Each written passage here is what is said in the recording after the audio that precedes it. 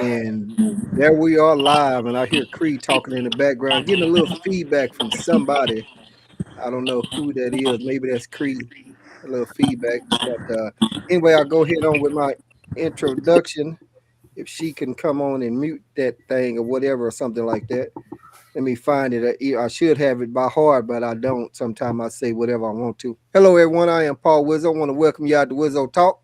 You'd like to subscribe to Wizzo Talk, the link is in the description or strolling right there across the bottom of the screen. Just make sure you hit that notification bell because I'll post according to my guest availability rather than on a fixed schedule. So you like to be a guest on Wizzo Talk, by all means, whatever you do, send me a smoke signal, carrier pigeon, since I posted about a pigeon earlier, or whatever you got to do to get me the message. Hey, we'll get you on the show. Don't worry about a topic because I have plenty of them. If you happen to be watching from Facebook, I would greatly appreciate it if you would hit that, click that link in the description and follow me also on my YouTube channel. I also would appreciate it. God, we got some heat lined up for you. We missing just one guest, and we're going to get this thing going. So we're going to go around the room, let everybody do their intro, and then we're going to get this thing popping. Usually I say ladies first, but we're just going to start from the top, and we're going to come up there to Jason and work our way on around. Come on with it,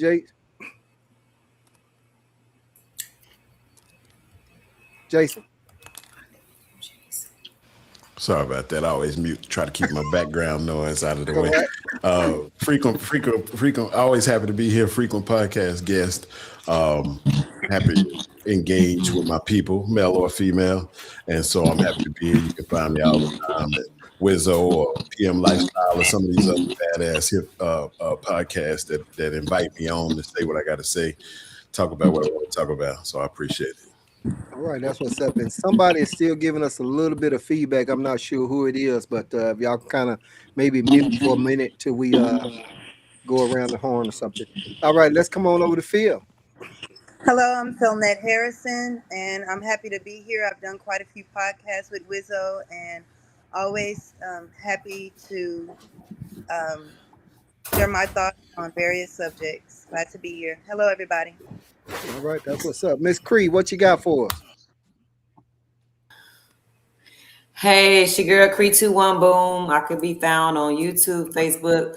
However, I ain't been doing nothing, but I am glad to join Paul Wizzo podcast whenever he has me. Hopefully this will be a positive experience and nobody get on my nerves today. But I come in good spirits. All right. Wizzo Talk is always a positive experience, and definitely somebody will definitely get on your nerve, but we're going to make it do what it do. Come on, Chocolate Buddha. Hey, what's up, everybody? It's RVB Baker, your favorite All-American, a.k.a. Chocolate Buddha.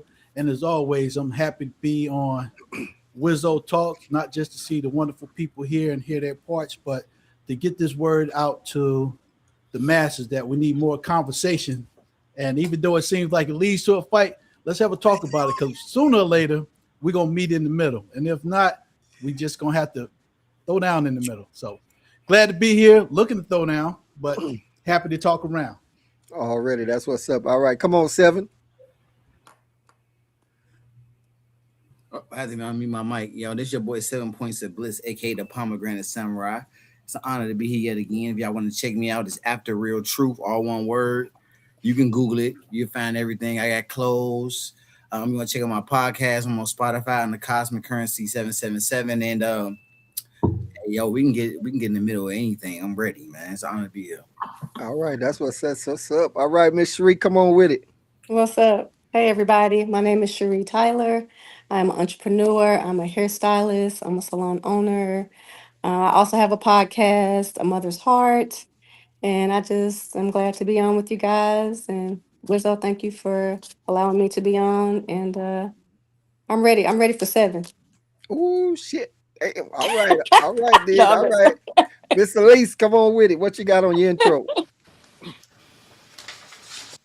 Hi, I'm Elise. I met Rizzo through a mutual acquaintance because of my political belief. But as like everyone has spoken, I love being on his podcast. There's some interesting characters on here. So, it just kind of helped me get an idea of life because I've been kind of sheltered when it comes to love interest. I mean, the love phase. So yeah, Okay. that's who I All am. right, that's what's up. All right, now I'm gonna tell you right now, I ain't no damn character, so we gonna get that straight right off the rip. No, you call Oh him no, you character, a character. whatever. Shit. Oh my All God. right. So this is how it goes. So if anyone out there watching for the first time on adult conversation between men and women, hey, no one knows who's going first. No one knows what the topic is going to be. We all just put some topics out there and we just chop it up about it. There's no research done. It's just straight off the rip. And the only person that knows who's going first is myself. And Wizzo Talk is not always about me. So that's why I always invite my guests to come on and bring up their topic. And anyone out there in the comments, hey, please, most definitely get into the chat and we'll see about getting back to you. So, with that being said, ain't nobody mad but the devil. So, we need to go to our first person so they can stay ready so they ain't got to get ready. And I'm going to tell y'all this right here.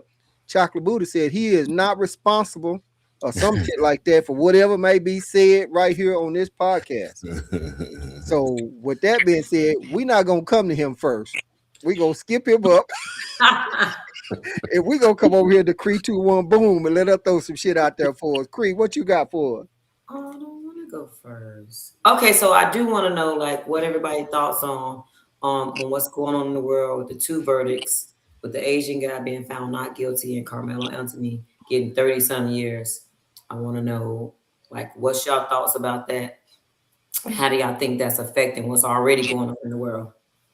Okay, all right. Anybody? We don't have to call no names out. Anybody want to take first? 7? Okay, 7. Yeah, my ideas on all that is nobody should be surprised because this country has never not been racist. Everything here has been racist, and that is definitely what white people mean when they say let's make America great again, because it has never not been racist. Also, to add to that, I just read an article that was saying that they just found a burning cross in one of the major parks in Chicago, and people are outraged by this. But I think this goes right along with that trial that she was just talking about, because every fucking thing is super racist, bro. Even when they try to hide it, the shit is blatantly racist. So Okay, all right. Blatantly racist. Anybody else in the comments? Or some of y'all might stay away from this. I don't know, but I mean, I'm gonna see. No, I'm not gonna stay away Okay. from it. I'm gonna Well, say come on. something. You know this up my Okay. alley, Rizzo. You already. Well, I'm gonna say this. What I feel about it is it Cree. I don't believe racism played a part in it, simply because a young man went to a track meet with a knife. Okay, no matter how you slice, I don't care what color he was, because black men and kids are killing each other every day. It don't get headlines.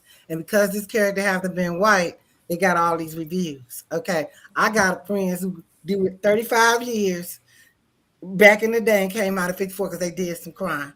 So I don't think racism had anything to do with it. I think the person, Carmelo, I feel he made a really horrible mistake, and he has to pay for it, because you don't go to a track meet with a knife, and then you could have fought.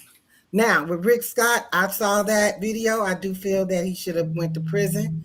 I don't know if racism played a part in it, because the lawyer that represent Rick Choi was black, and he had his feedback about it, and he was basically saying he's good at what he do. Just like OJ got off, Johnny Cochran was good at what he do, even though OJ might have done it.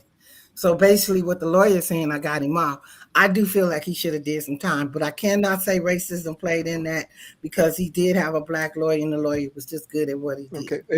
And I don't feel that, I'm going to say this last point, I don't feel that America is as racist as people try to make it out to be. okay. No way. And before we So that's my take on the trial. Okay, before we open it up to anyone else, so you saying that black lawyer that represented, I guess that guy name was Rick. So if Carmelo Anthony would have had him, and he'd have probably got off if he'd have had this lawyer, probably.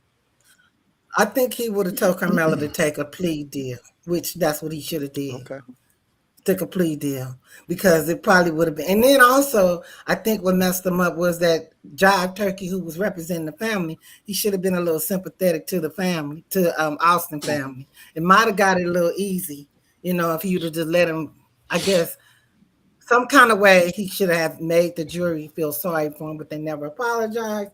None of that. I mean, even if you don't feel it, blow steam up their ass if you want to get off, because there is a dead body.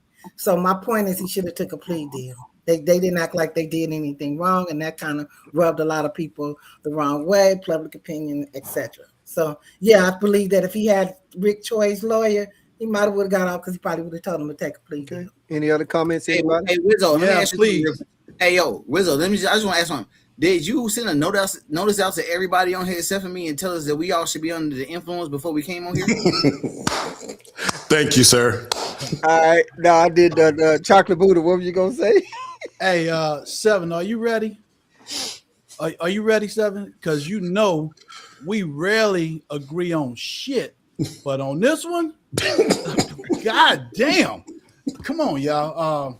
I'm all for everybody having a unbiased opinion and focus on stuff, but to say that this wasn't anything to do with racist, or the part that really got me is that America is not as racist as it once was. I'm sorry, I can't agree with that, and I'm basing that off of just what's been happening in the last 18 months. If anything, the new administration has allowed people to graciously embrace racism.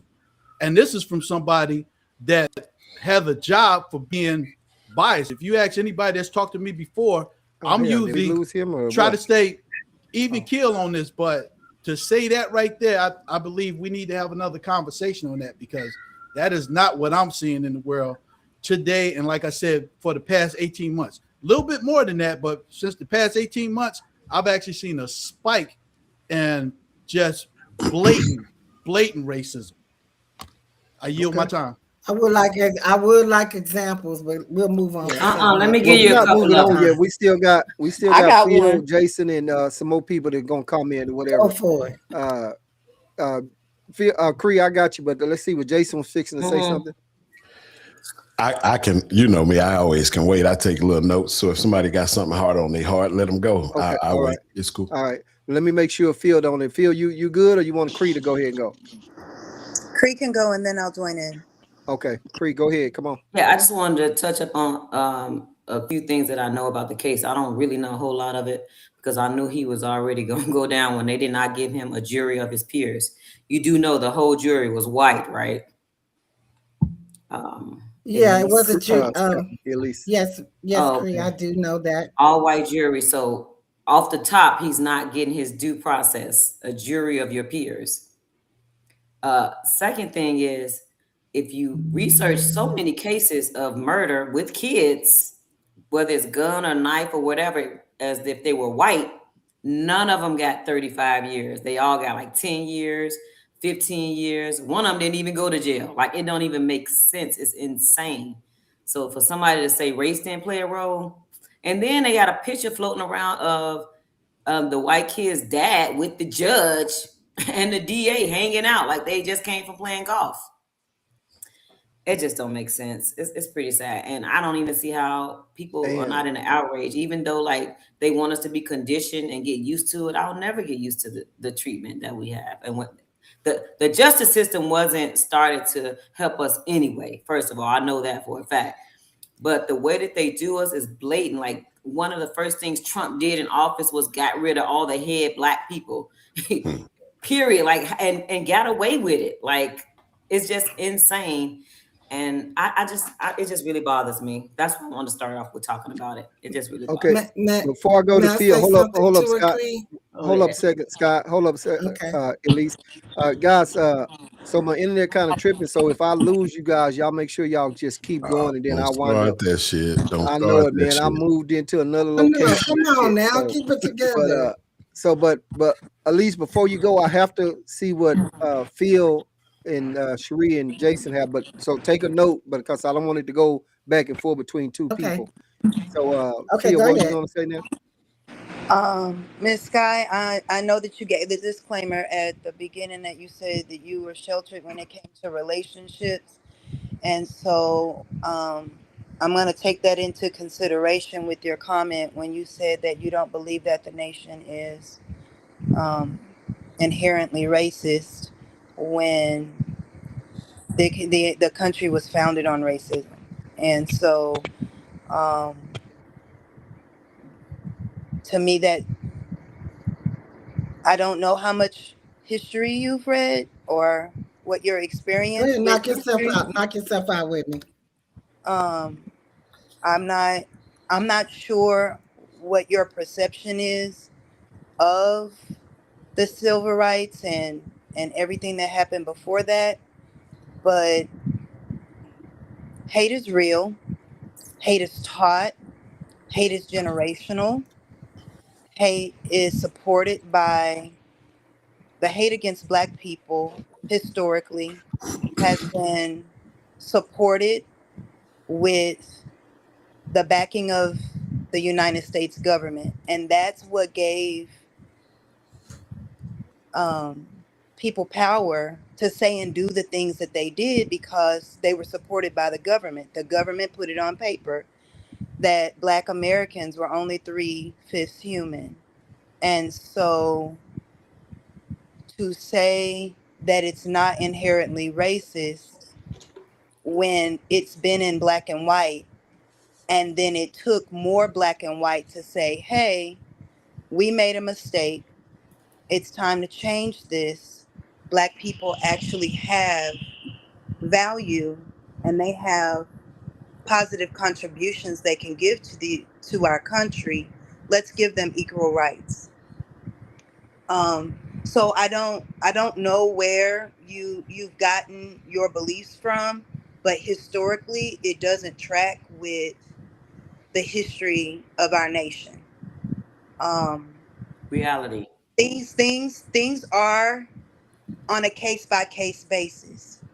In these two cases, from what I understand, the track meet situation, from what I understand, the young black man had been bullied at school by the person that he killed, and he also the person that he killed was actually suspended from school, and so he wasn't even supposed to be allowed at the track meet, not as a student anyway. He might have been there as a spectator, but from my understanding, he was not a legitimate student. So the fact that he was there, he was being an aggressor. I do respect your um, sentiment on he shouldn't have had a weapon. That I understand. Weapons are meant for protection. Hang on, Seven. Calm down. Well, yeah, Cherie got it, and then Jason. Yeah, I have to come back to Hang Seven. on. Yeah. He's giving me the hard no, no, no. So the thing is, it's because it was a school event, and you shouldn't have weapons at a school event. And so you have to remember, I'm a teacher. I'm a Texas public school teacher. So to keep everybody safe, nobody was supposed to have weapons. But the fact that he did defend himself with a weapon, he didn't fight him with this fight. He used a weapon, and the individual died. And then the other thing with the at the gas station, the boy left the building and he was chased by the man. To me, he wasn't just trying to get him off the property, he really was harassing that young man. And so I am saddened by the verdicts of both. Um, I haven't really done that much research. I've only seen a little bit on social media because it's every week we hear this. It we really do get inundated with this. It's every week. It just gets saddening, and so a lot of times oh, there's another one. I feel like DJ Khaled. There's another one. There's another one. There's another one. Where we're losing our black youth, or they get caught up in the system. So I'm just going to have to respectfully disagree with your sentiment of our nation is not inherently racist because it's on paper, it's on video, it's on audio. And my parents grew up through Jim Crow, and they tell stories all the time about what they went through. That's why dealing with civil rights, those things matter to me because my parents are still alive, having had to drink from colored only fountains, having to go to the back to order their food and they couldn't go through the front, having to sit at the high part of the theater when they were able to go, because they weren't allowed to sit on the bottom, having to sit at the back of the bus when they were privileged enough to ride the bus.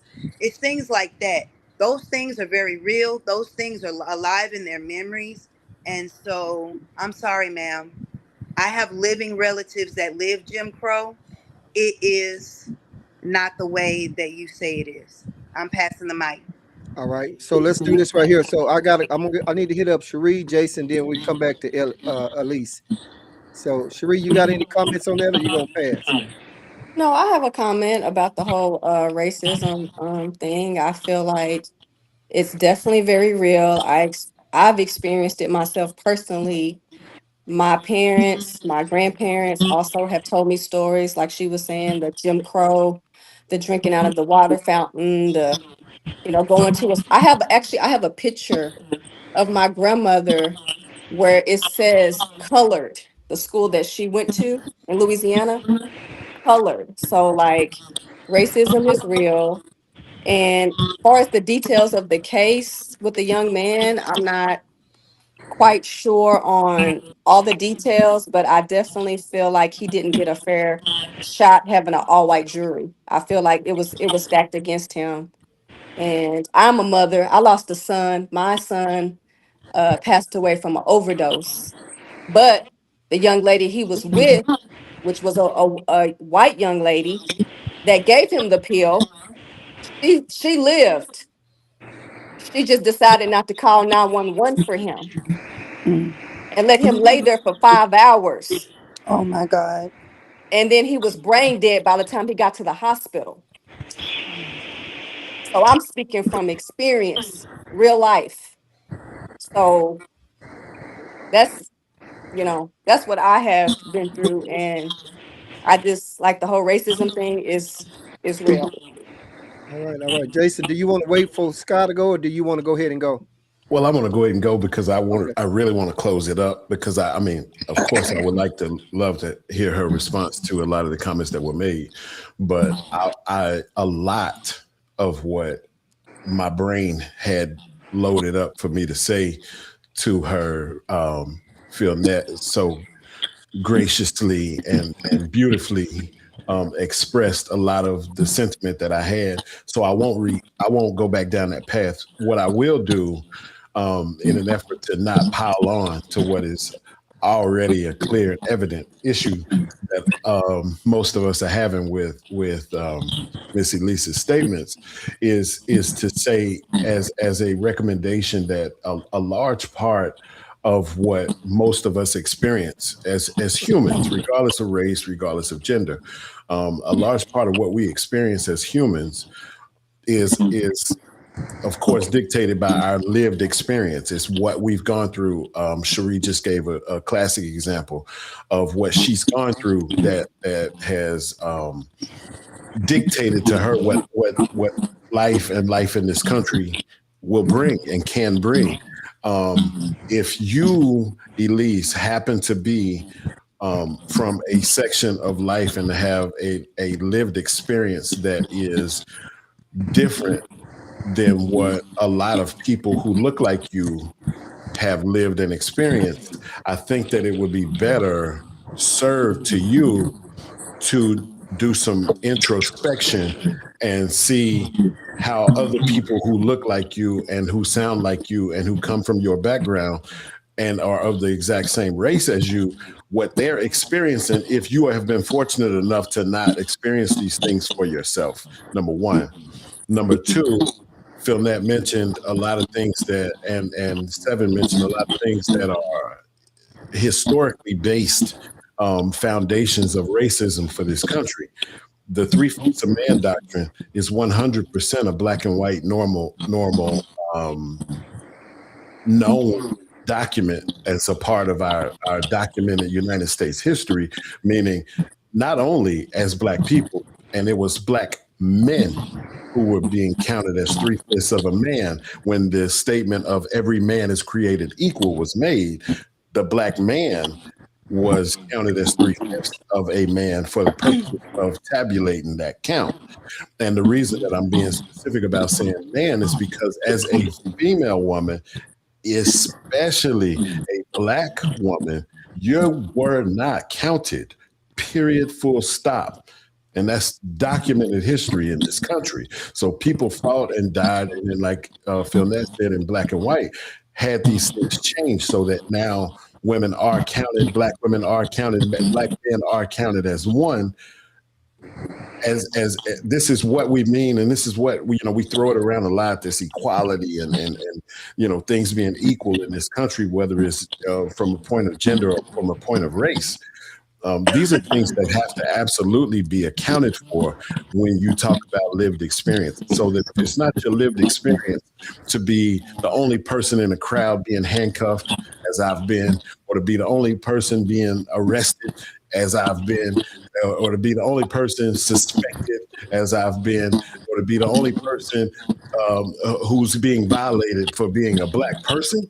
Then I applaud that you've not had to experience these things, or if your children or if your loved ones have not had to experience these things. I applaud that, but that you should make room for the fact that others like you, and the majority of others like you, whether they're male or female, have experienced the systemic results of systemic racism in this country that exists, whether you want to open or uncover your eyes for it or not. It exists.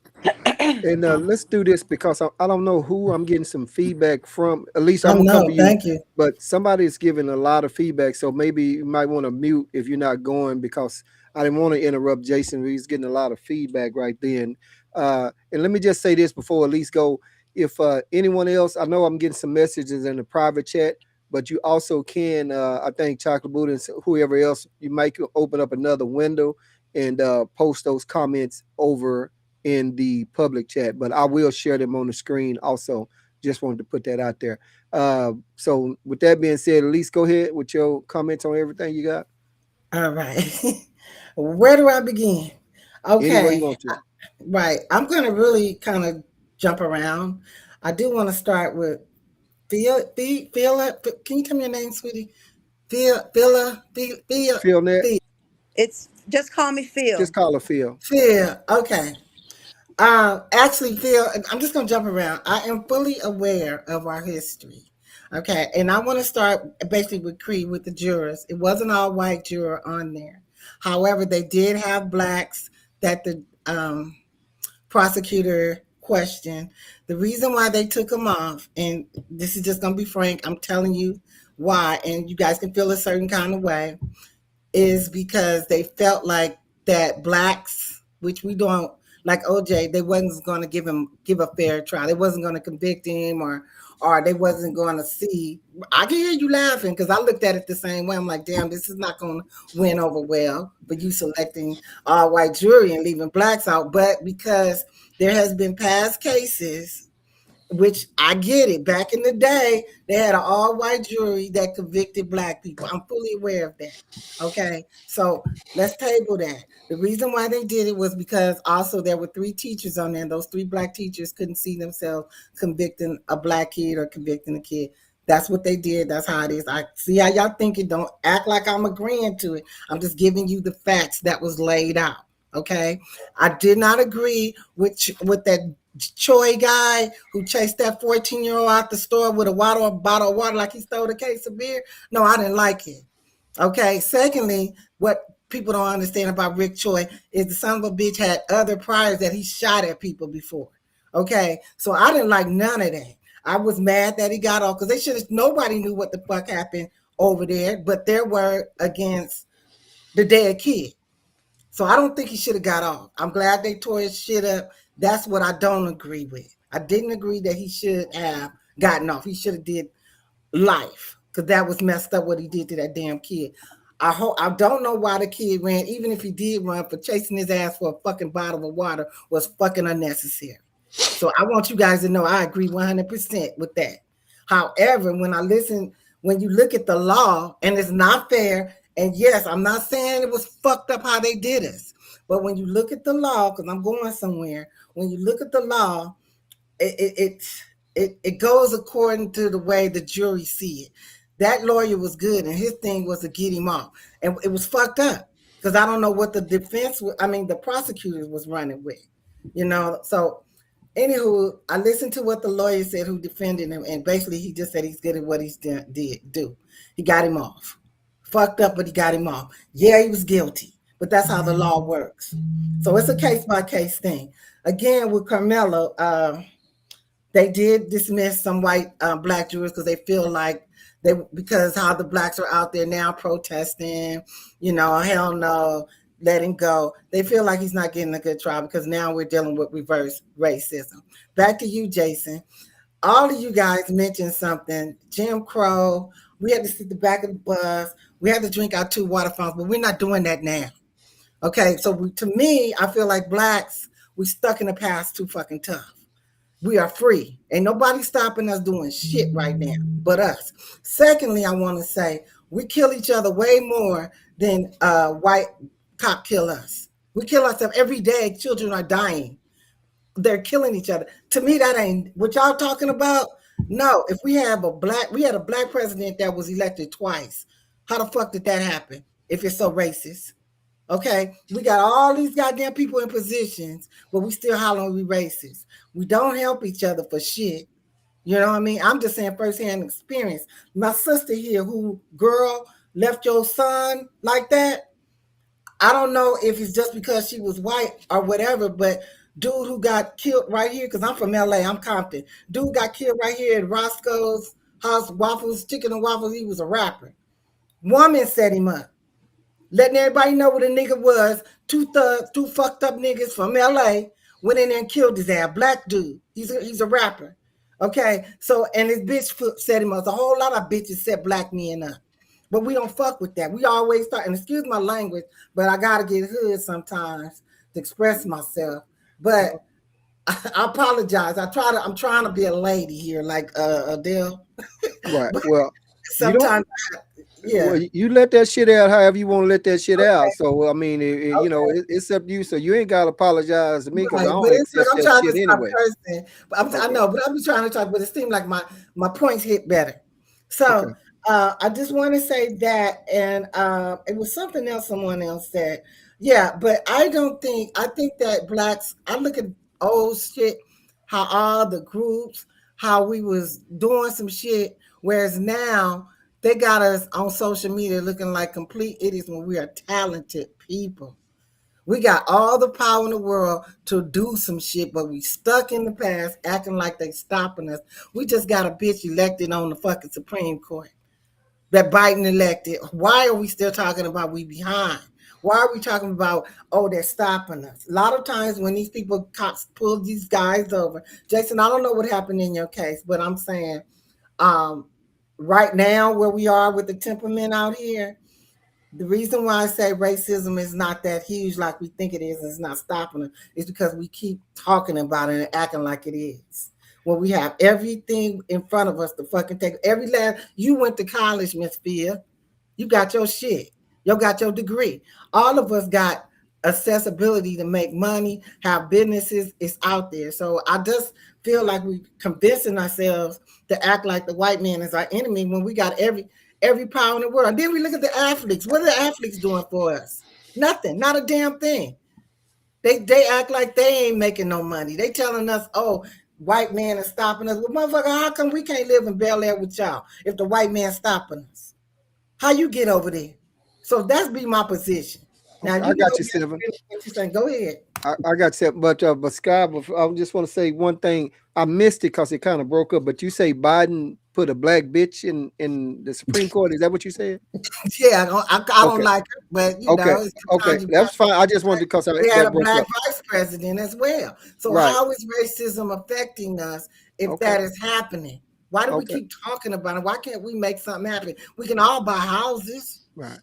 Who's stopping us? We all got jobs, can get one. Who's stopping us? What's up, Seven? What you got? I'm gonna go to Seven, but for Seven, I gotta ask one more thing. When you said something about the athletes, what are they doing? It hadn't been reported, but a lot of the athletes are doing things in their own community. I didn't know this was coming up, so I couldn't research it or anything like that because we just come off the rip. but LeBron James come off the top, you know, as one that's building schools and doing a lot of things. So I think there are some athletes out there that's doing something, but I just wanted to point those two things out. Seven's been over there ready, so I need to go and come to Seven. I know. I'm sorry, Sam, before you No, go. you good. I'm a- Quit I apologize. doing all that goddamn I know, apologizing but I don't and want to shit. feel like I'm rude. Okay, I won't. All right. Well, go. I Okay, don't- Seven, also, unmute but yourself and go on. Come on with it, Seven. All right. I've been sitting back patiently waiting. I just been stewing in these juices because the first thing I want to say is I truly apologize for whoever raised you and did not introduce you to any type of slavery rhetoric, because they have museums, books, and everything. Also, you speak about these athletes and all these other people. First of all, them athletes ain't nothing but some motherfucking slaves put in front of your face as puppets just to distract you. Oh, then you want to talk about the president. You talk about the same black president where they was killing a lot of black kids when he was the president, and he was doing more for gay people than he was doing for anybody. Yeah, that nigga wasn't black. And the thing is, you have to understand this. But y'all got him though. Hold up, Scott. You But have to y'all let him voted finish. for him. Scott, you got to let him finish. Shit. Well, First of all, they I believe did. that Scott, you got to the let whole him country finish. needs to be ran the fuck over. And two, if you just Google Caucasoids, it will show you a picture of niggas that's melanated. Just because they brown skin don't mean they your motherfucking kin, bro. You know what I'm saying? It's brown skin motherfucking Europeans. It's just because they look like you don't mean they a part of you. So Damn right. none of that shit matters for real, because when you actually pay attention to the mentality of a lot of people, it explains a lot of things. Like, for the simple fact, you keep saying that racism isn't there no more, right?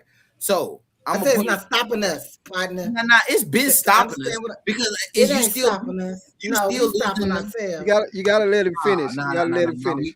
We kind of are, but now. So you forgetting about how people have been brainwashed. This is why a lot of motherfucking black people kill each other over shit that don't even belong to them, because niggas is brainwashed. Then you spoke on the fact that women be setting these niggas up, and the thing that I can't push hard enough is one of the major enemies to black people other than white people is the black woman, because the white men use y'all as an instrument of destruction to us because they know how powerful we are together and they know how intelligent y'all are. So what they do is they manipulate you to be infatuated with the thought of money. So now you turned on by this. Now you gotta think you gotta get all these accolades and nigga. Most niggas wouldn't give a fuck if you was broken working at McDonald's. They'll still fuck shit out of you and have a family.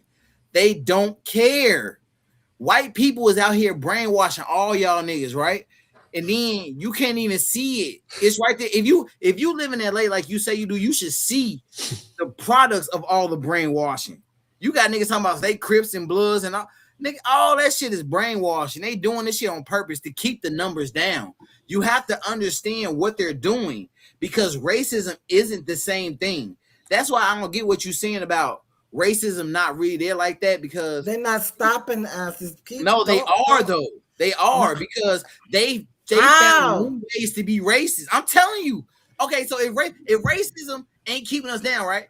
Why the fuck did they take all the black people out the man's trial and then they try to garnish the money that black people raised for this nigga, but they didn't do it for that white boy? I think his name was Austin. The family spent the damn money. Hey, say, hold up a second. Hey, we can't cut one off. So just hold your nose. I get it. No matter how passionate you get, because if we all talking at the same time, nobody's gonna hear. So let's just try to have a little bit of order. So Seven, go ahead, and then we're gonna work the room, and at least we come right back to you. I promise. All right, Seven. Hey, man, so listen, man, I'm gonna say this and I'm gonna leave it alone. You can see by what each person is talking about who voted for who and how they're brainwashed. And you could definitely see that she on the side of the white man, she the enemy. That's all. All right. My ass. Jason, go ahead, Jason. Yes. Okay.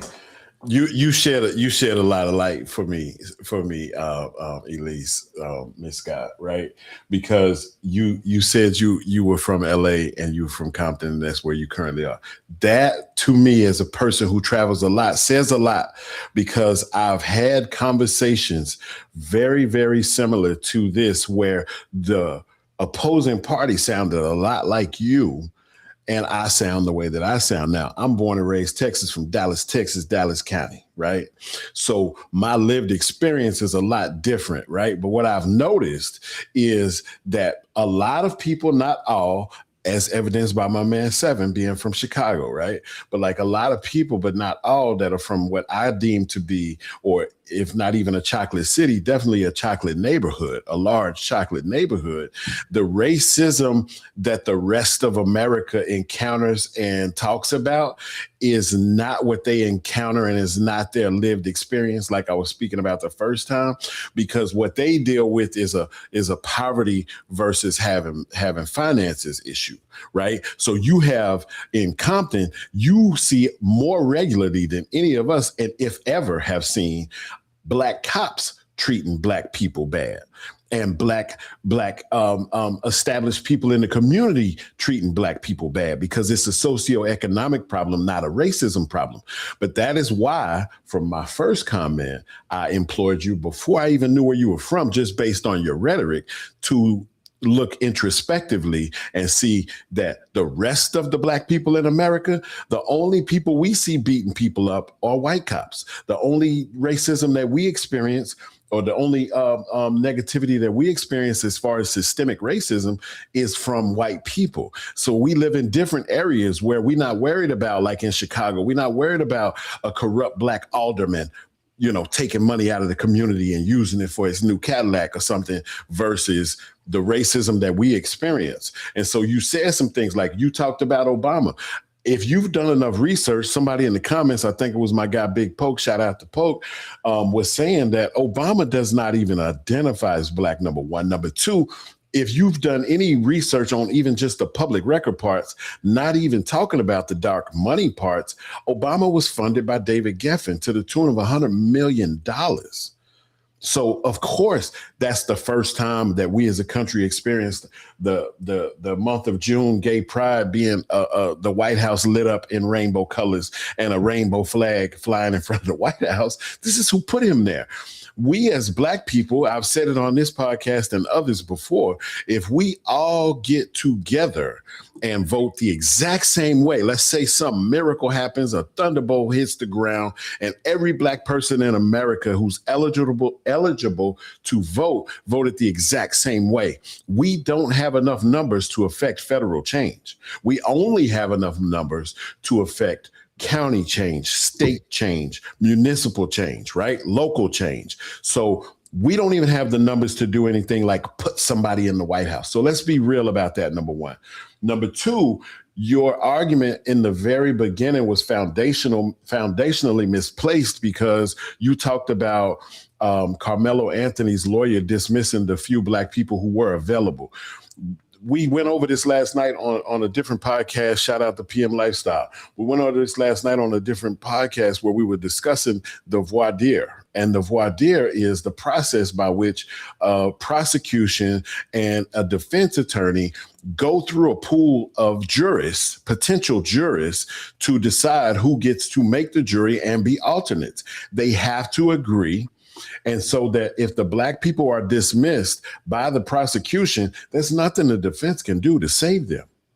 You see what I'm saying? Number one. Number two, they are in Collin County, Texas, and I don't know how familiar you are with that or not, but there ain't a handful of Black people in Collin County, Texas anyway. So that's why the legal standard, at least for Texas, I won't speak federally because this wasn't a federal case, but at least for the state of Texas, the term your peers means another citizen who has an address in your county, period. That's it.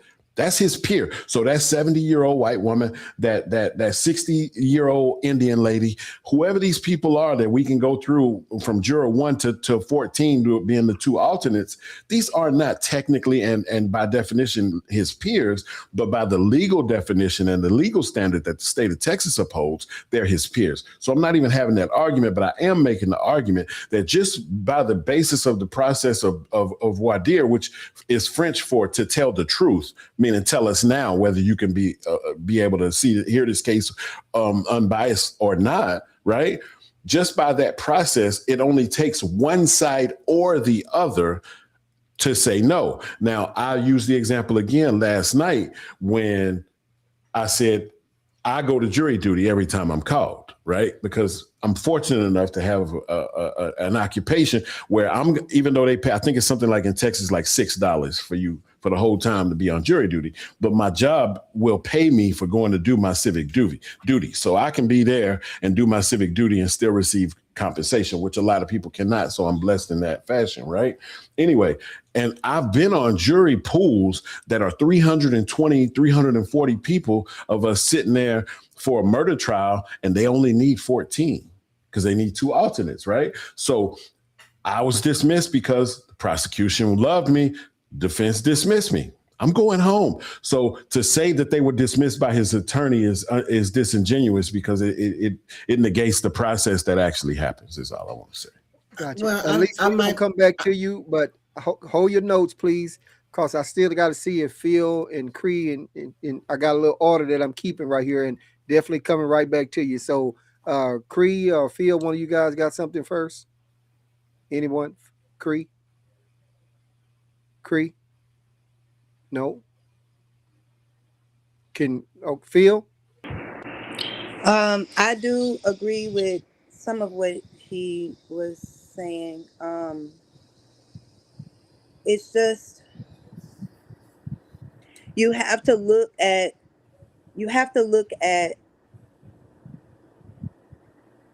the circumstances that these lawyers are in and what their mentality is. If their mentality is, I'm going to do the best job for my client, that's the way that they are going to make the choices that they make. I mean, you covered a lot, but my hope is that you understand it. The stuff that we see as far as racism goes is the superficial stuff. What you have to understand is that racism goes deeper than what we can see. Just like the people that are in Congress, they are making laws and passing legislation to help themselves. They are passing legislation to help their party.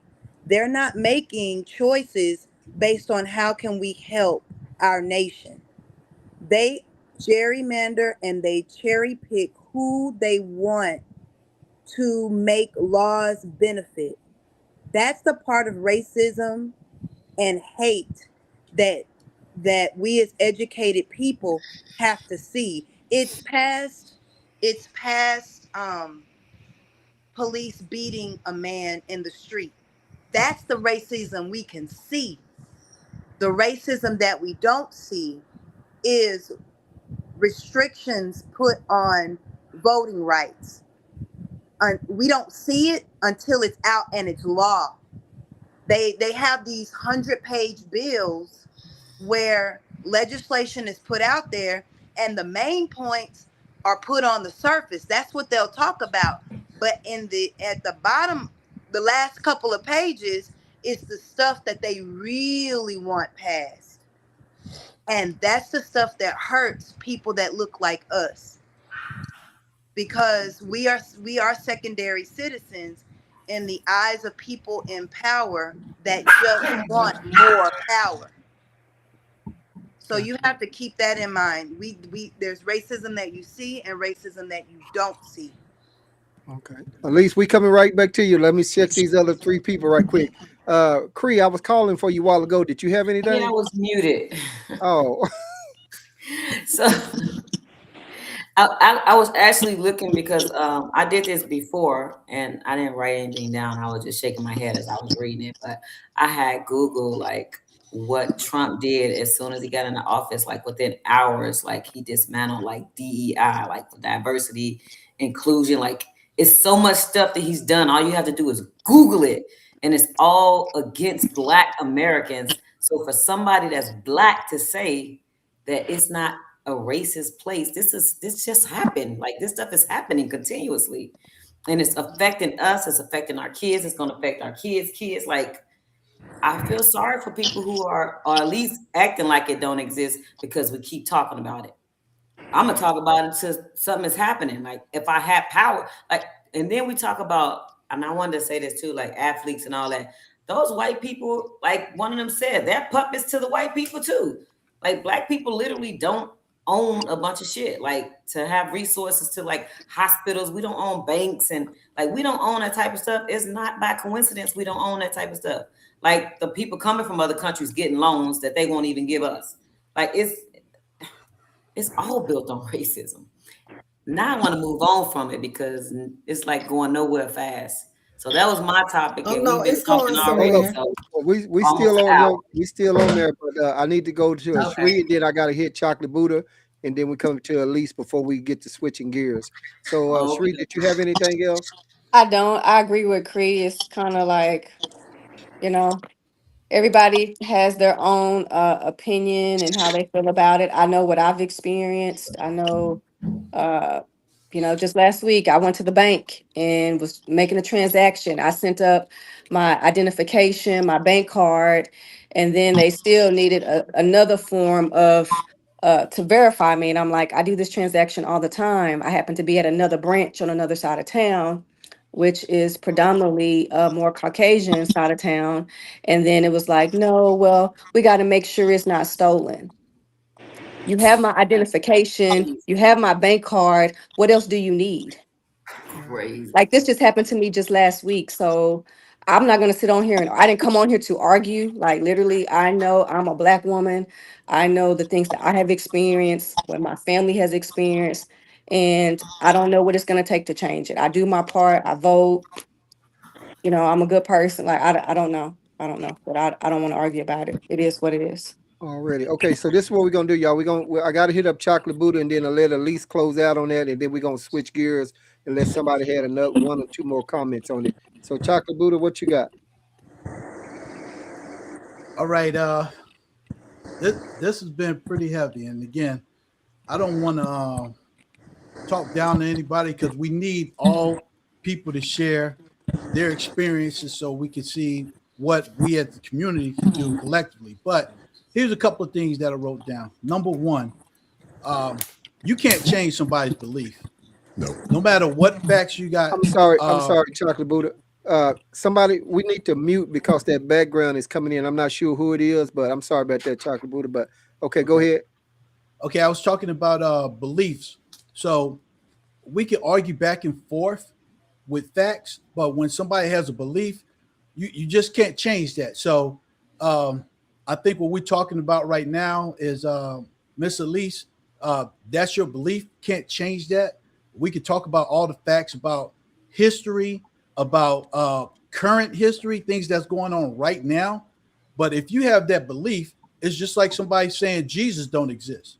If they have that belief, they're locked in it. So I don't want to argue that. I do want to share the facts, and I'm appreciative that everybody has shared some facts with beliefs, but facts are facts. You can't change that. It's written in the law, it's written in the Constitution, and we're talking about somebody that served 20 years of military service and proud to be an American, but I'm not going to lie about America's history because it has affected me. It's not my grandmother that dealt with it. It was me who moved to Louisiana and saw that we had a black part and a white part, a black swimming pool and a white swimming pool. This is stuff that existed while I was living. So it's a lived experience. And then when we talk about what's going on now, just like my other homegirl from Chicago said, you just have to Google it. And if you don't Google it and see it, it's because your belief is stronger than fact. So that's one. Number two, victim focus. Part of my job is working with survivors of sexual violence. And the first thing that happens, even from good meaning people, is they want to blame the victim. And what I'm hearing right now is that for everything that's going on bad in the black community, somehow it's the black person's fault. And again, that's a belief you have, can't change that. But when you look at the facts do not line up. The math is not mathing on that. And then finally, since everybody's taking a turn to piss somebody off, let me go ahead and piss some people off. when we talk about the gays, the LGBTQ community, and all that stuff, that has shit to do with being black in America. Gays have always existed. They are part of the movement forward, whether you like it or not. And if you have a belief that gay people are bad, that's okay. That's your belief. But when we talk about the facts is just like black people that made America what it is today, which is why I'm so proud of America. People from other communities has made America what it is today. The only thing is they like to push them back. Even with our great Dr. Martin Luther King Jr., if you look at who his speechwriter was and the person that was back him, it was somebody that was gay and proud. So just want to put that out there. And if you don't like it, again, your belief is cool with you, but if you want to talk to me, let's put some facts on the map. And I yield my mic.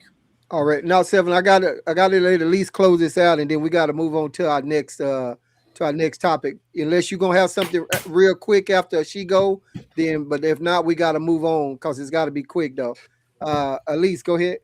All right. I want to say the PM. I saw the movie. It's an excellent movie, The Banker. Hell of a good movie. I recommend everybody watch that movie. I just want to give a shout out because I read that comment.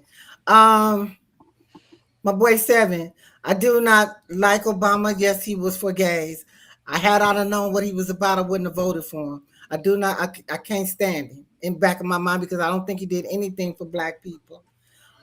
It was somebody else on here. Let me just kind of sum it up because I got a bunch of scribble down here. My sister here, Cree, talked about Donald Trump and the DEI thing. I don't want to get into that. I hear you, but it's a lot to it, and we're on the time thing. It was a DEI thing, and it's just a little deep, and I don't have a quick way of explaining it to you. So I'm just going to table that. But what else I want to say? I do want to, it was, what else? It was somebody else said, anyway, we're not in Jim Crow anymore, basically what I'm saying. I do feel when I said about Obama, I said it had to have been white folks that elected him because he was black. So I get what you guys are saying, but he didn't do anything for us, and that's the problem. We elect these black people, and what do they do for us? So whose fault is that? You know, I mean, I don't understand. But like I said, if you listen to Malcolm X, he talks about a lot about our voting power. I think that was somebody spoke about our voting powers, but it looks like they're trying to replace us with illegal immigrants because it seemed like we're diminishing. God. Okay. No, let me finish, Jason. I'm sorry. I thought I was on mute. I'm sorry. No, I'm sorry. Let me say what I gotta say. They are replacing us with illegal immigrants. We are. Why are they wanting them in? We here. Okay.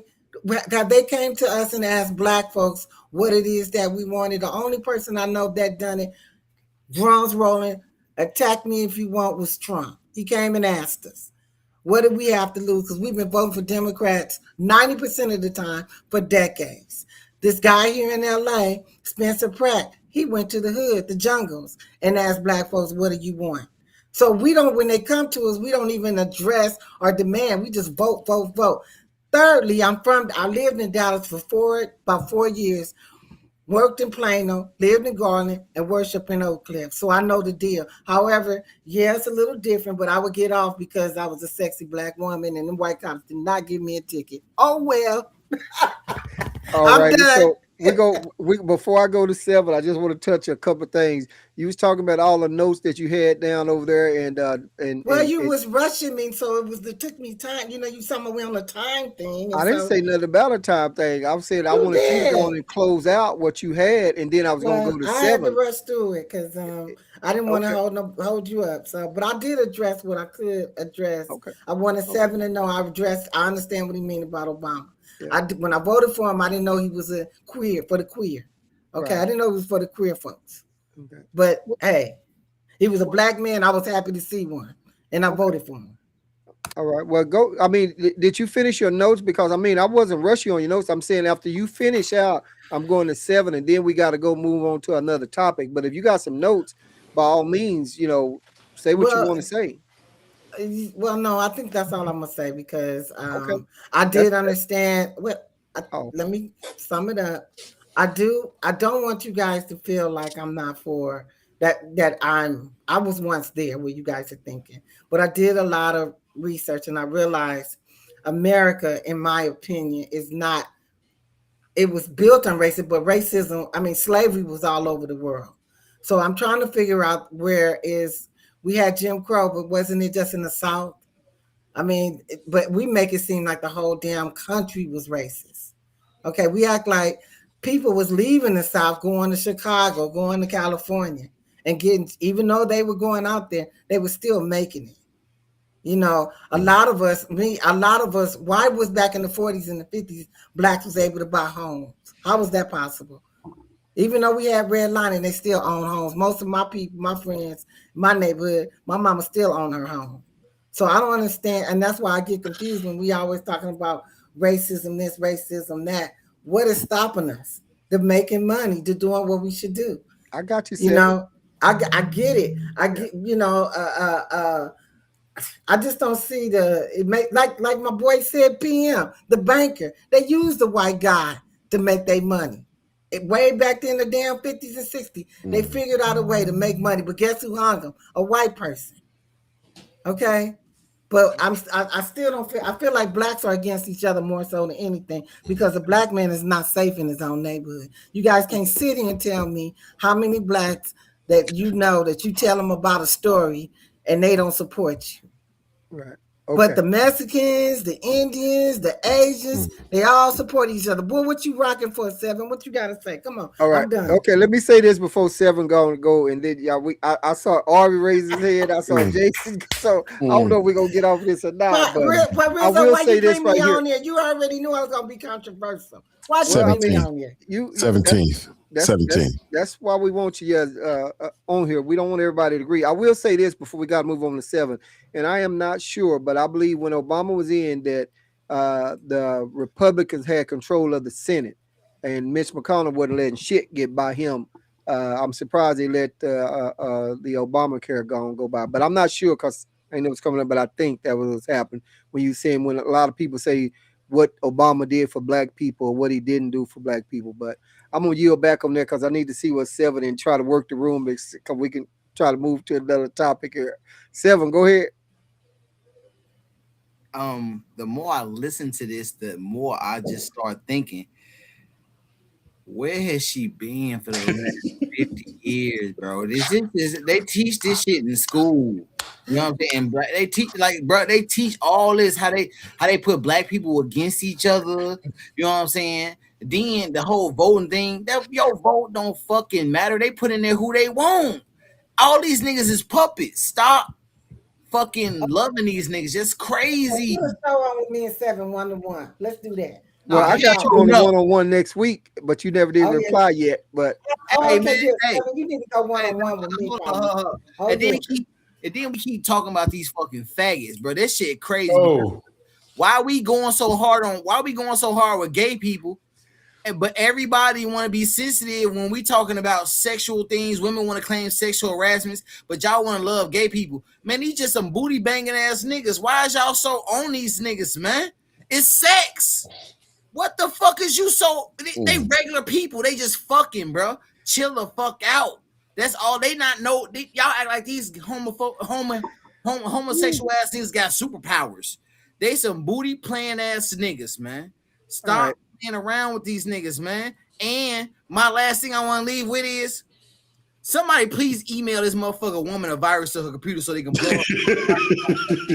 She be talking too goddamn long, don't be saying nothing. All right. With that being said, let me thank our viewers out there from watching. Say you never know what's going to come up here on Wizzo Talk. I've been trying to change the topic for a moment, but we still got 2 other people that want to comment, and then we're going to try to move on to our next one. So y'all keep the comments coming in. We appreciate you, and make sure you like, share, and subscribe. Hopefully everybody's sharing this live right now. So let's go to Chocolate Buddha had his hand up there first, and then we're gonna hit up Jason, and then we're gonna try to see if we can exit. Let somebody else add something before we go. Chocolate Buddha, go ahead. All right, let me go ahead and start it off with saying that for everybody that's out there in the LGBTQ plus community, I stand with you. I don't give a fuck who don't like you. I know your history. I know what you've done for America, and I stand with you unapologetically. For all the women out there who want to choose whether to have babies or not, get married or not, and punch a motherfucker in the throat for touching you in your ass, I stand with you. I don't give a fuck who got something to say about it. Cool. They can come see me and I'll show them better than I can tell them. Lastly, I want to talk about facts. Again, Mr. Leith, I really want to respect your beliefs, but your facts are not even close. As somebody from Chicago, let's talk about how everybody moved up to Chicago to get away from the South and found out that Chicago was more racist than the South, to the point that they put them in a corner. We're talking about redlining, and treated them like shit where they wanted to go back. So when you talk about them moving up, go ahead and do your history and find out what's going on with people from the North moving back down South, because it's actually safer down there than in Chicago. The most racism that I've ever experienced with my 56 years on life was in Chicago. On the South Side, back when I was there, and we're talking Funtown era, afros and polyester clothes, we didn't have whites where we were at. We wasn't allowed around the whites downtown and up north because they will fucking kill you. When I moved down south, I found out that there's a black park and a white park, a black swimming pool, a white swimming pool.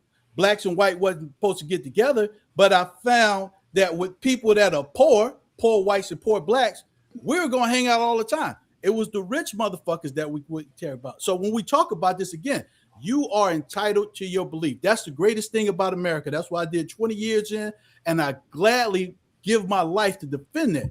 But please say what your beliefs are versus your facts. Don't try to mix the facts up, because the facts are still printed. And some of the stuff you're saying, especially when you're talking about Chicago, because we could talk about the race riots that happened up there because of the blacks moving up there wanting better stuff.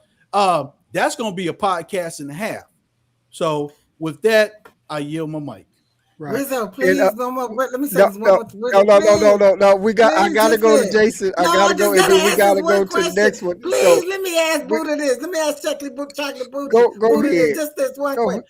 I gotta ask the whole panel. Please, ask 7. Tell me, was it better when we was together, when we was segregated? Was blacks better, or were we better when we integrated? Now, you said what you said. Tell me that. That's one question I want to know. Okay, was it better when we were separated? We're not to that question yet, but they can hold that question. Say that shit. We had our own community, and they didn't want us there. Was blacks better? We're not there yet. I need to go to 7. Both of you, 7 and Chocolate Buddha. I need to go to 7. I need to go to Jason, but check this out. I need to go to Jason, but let me say this.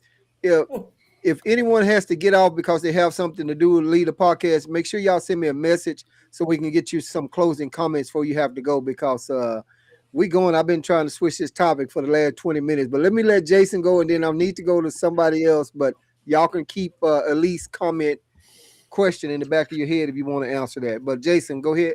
There is absolutely not enough time today for me to address most of what she said. I just wanted to take the opportunity to remind her to please get with you privately and confirm that she will be willing to have a one-on-one with me on the 17th, so we can advertise that, and we can be here and we can go and do that, because then we will have time. I'll have time that day. Okay, so let me, before we go on after this, so at least you're saying that you good for the 17th? Oh yeah. Because I've been asking you in the chat for about 20 times, but I was going to ask you. I was going to see you. I knew I was going to see you right here. Shit. So yeah. All right, good. All right, well, I'm going to put you down. With that being said, who just left? Okay. PhilNet. Okay, yeah. With that being, damn, I was just fixing to ask her something too. With that being said, well, let me see if let's see if Cherie, what you got a topic you want to throw out there for us? Let me unmute my mic. I do. Okay, go ahead, Cherie. What you got? Mine would be a relationship dating question. Thank you. Okay.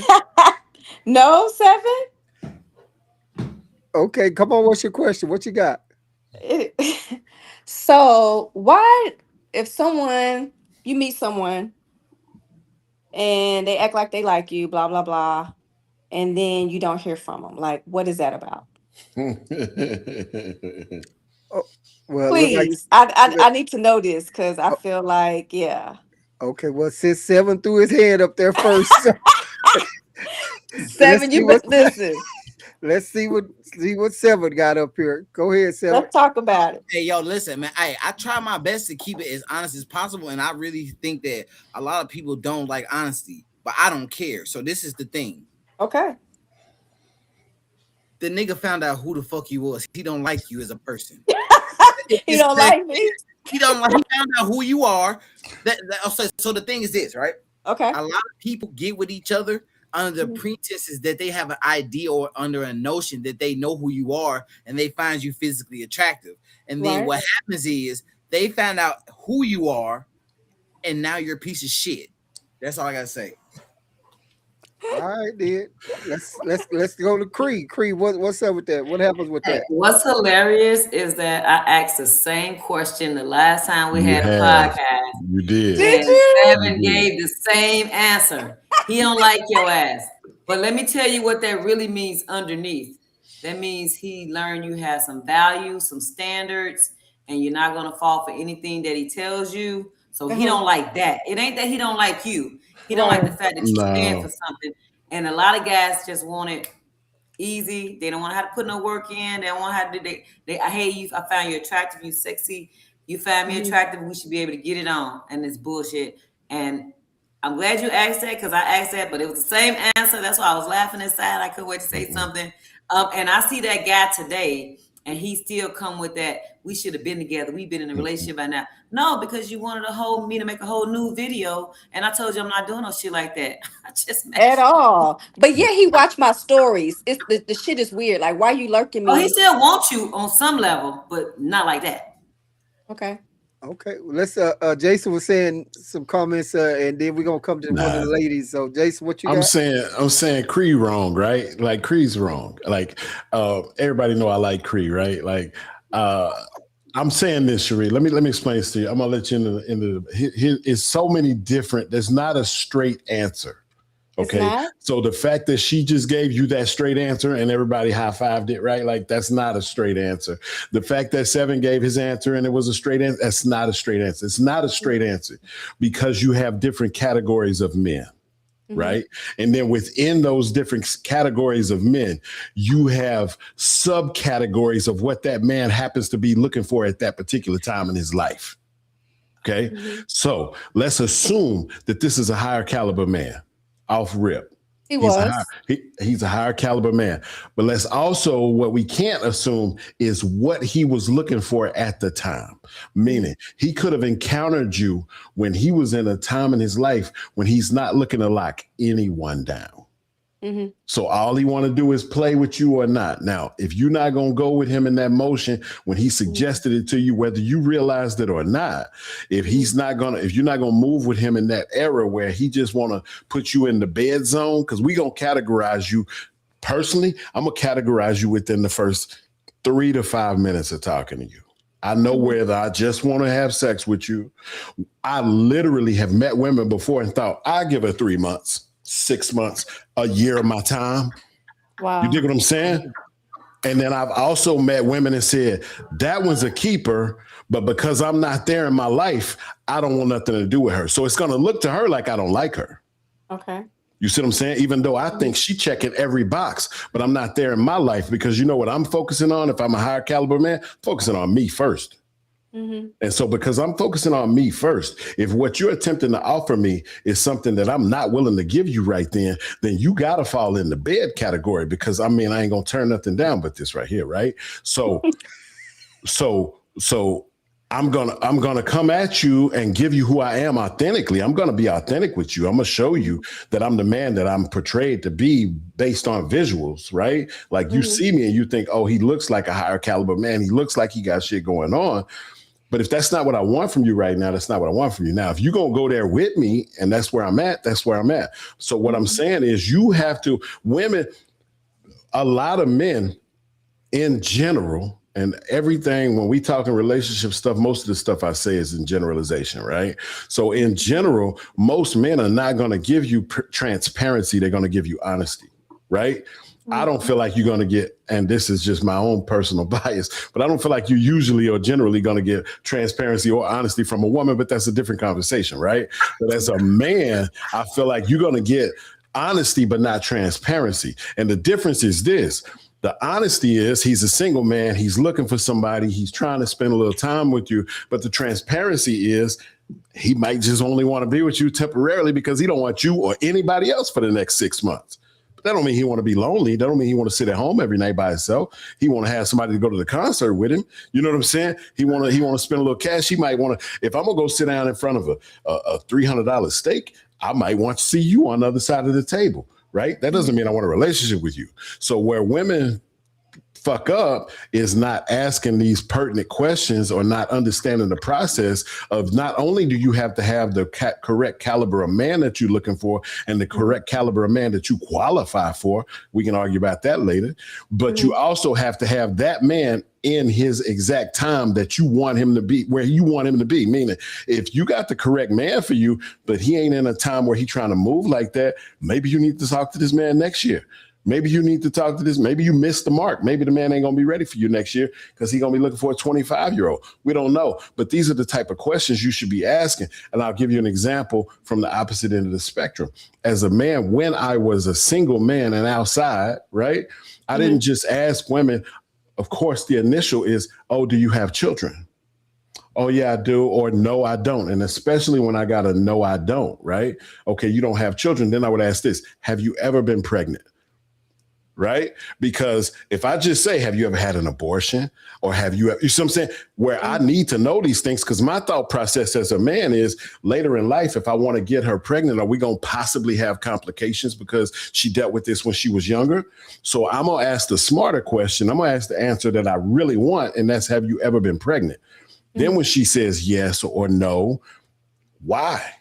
You see what I'm saying? Women usually don't take the time to calculate through those waters and navigate through those waters with a man like a man does. A woman is usually okay with a broad stated answer because she's hoping for everything to work out right. A man that's moving in calculation gonna ask the right question to get the right answers. And maybe, I don't know the situation. I'm not personalizing it for you. It's just a broad question for the panel. So, but maybe you asked something and your response was something that made him say, yo, I'm out. You know what I mean? Because it's depending on what he was looking for. It doesn't mean that whatever you said was right, wrong, or indifferent. It depends on where he was in his place in his category. But that's just my opinion. Okay. Before we go to Phil, repeat your question one more time, Cherie. My question was, why do men, or, you know, like I met a guy and he seemed like he was all into me, you know. I was out of town. I was in Houston. And so I live, you know, in the DFW, and then it was all, you know, we exchanged numbers, social media, blah, blah, blah. He seemed smitten with me. I was smitten with him. And then it's like nothing. So it's like, what was all that? Like, why were you like, why? I feel like you wasted my time. Like you were pretending. Like, don't do that. No, he wasn't pretending. I didn't know he was from out of town. I'm sorry. I have to adjust my answer right quick, Okay. P. I'm going to adjust my answer right quick. If you from out of town and he got his own motion, I didn't realize that he was an out of town dude because I know where your city is. I'm not going to say it, but I know where your city is. And then he was in Houston. Listen, you're not available to him. That's what that's priority one for me. I need you available for me when I need you to. So a lot of times, especially, and let's talk about our own women, right? Let's talk about Black women. You have out-successed your availability to the type of man that you want. Meaning you a business owner, you got shit going on, you got motion going on in your city. I ain't got time for that because you know what I'm going to want to do? As busy as I am, I'm going to want to call you on a random Tuesday and say, hey, let me pick you up. Let's go to dinner. I can't do that with you. And you can't say to me, hey, I'm willing to relocate if you go all in with me because I'm 4 hours away. You see what I'm saying? So I'm just saying that might have something to do with it too. I didn't realize he was out of town. I thought he was in your city. No, All right, he was out of town. let's go to Phil, and we got here Phil, Sky, and Chocolate Buddha. Seven, I saw you a while ago, but the other ones hadn't had anything to say. So Phil, what are your thoughts on that? I appreciate Jason's perspective on that. I think he gave me some insight because, you know, getting ghosted, that's happened to me more times than I'd like to count. But just thinking back to a guy that I liked, I mean, he was local, lived 10 minutes away, but He says he wasn't ready for a relationship. And so it turned into a situationship. And I felt like, I'm okay with that until I wasn't. Because goodness gracious, calm down. Kevin over there about to spontaneously combust.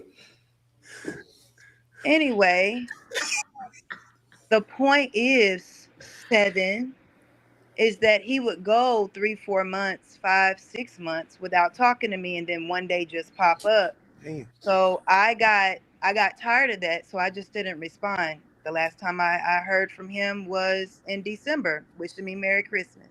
I didn't respond because I don't want to be jerked around. So I made the choice. I'm not going to engage if that's not something that I want, because clearly you don't want me.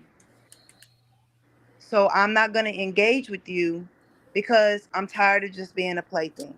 Right. Now, was the playing good? Freaking-lutely. But there's a time when you get tired of that. I do want long-term companionship and situationships. I mean, as nice as they are for what they are, there comes a time when you I just have got to you, Jason. say, when there just comes a time when you just have to say, I just don't want that anymore. So I can understand about being ghosted, about is it me? No, and she is not a piece of shit. I am so upset that you said that. 7. Oh, Okay.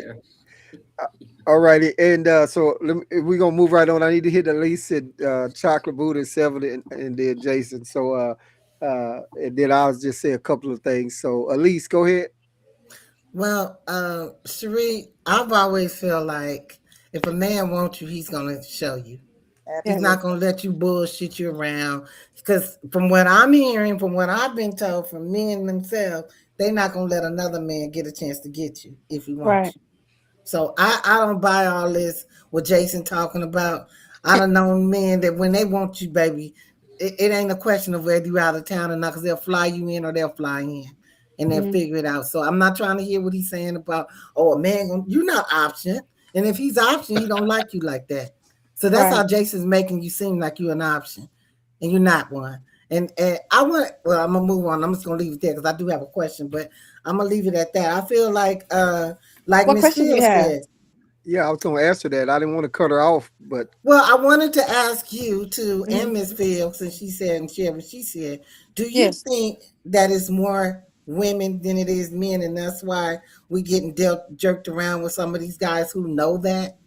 I Yes. feel like it is. I feel Yes. like they know they got so many options because we got sisters who don't respect, certain things, Mhm. and they're available. So I feel like some of these men know that we are at an advantage because we don't have that many options, and that's why we sometimes we kind of appear to be settling because we don't want to be by ourselves. We want to have that little thing, but what thing? that's just my we want to have, like she said, we want to have a little companion. Shit, Oh, we I want a thought you was man talking that. about a vibrator or something. Okay, my bad. No, that's not Okay, that. Why would I I be ain't talking know. about that I ain't know. when we I talking ain't know. about a guy? Okay, well, okay, go ahead, then. I ain't know. Shit, See what I'm you saying? said that thing, so I ain't know what that thing He was. give me a hard, you know We got what? those Anyway, too. We need them. right. But I feel like back to Miss Cherie, I feel like if a man really wants you, he's gonna make sure and take the time to show you he wants you. They just All not right. gonna give room for another guy to get to you. So he's not interested. And so what I would do and what I've been told to do is just get it more into you, and you're Mhm. gonna attract him because there's so many, just get into you, do Mhm. you, and you attract them, or because we shouldn't have to settle for that shit making me an option, All right, you cool. know. Chocolate Buddha, what you got? All right. God damn. First thing I want to say is that good news usually hurts people's feelings. And the fact is, whether y'all like it or not, Jason gave y'all some insight for men. It is a level to this. And I know you shaking your head out there, but as a man, I'm telling you, there are men out there that have different prerogatives for things, and a lot of them are scared. So they gonna ghost you. They gonna hide. Where people like Jason and myself, we're gonna tell you exactly what we're here for, and we're gonna give you that option to either bounce or go. Now, the thing I want to add to that, because I'm not taking anything from what Jason said. I wholeheartedly back everything he said because he started it with levels. Not every man is the same. I just want to add this: acceptance. Women, we don't have to get into the number thing. Let's just talk about you individually. And Miss, what was it, Miss Sherry? Cherie. You are not just a beautiful woman, but a smart woman. I saw your podcast with Wizzo a while ago, and that can be intimidated to weaker men. And just because a man ghosts you doesn't mean there's anything wrong with you as much as it is with him. And what I wish for all women out there is to have that same energy that men have.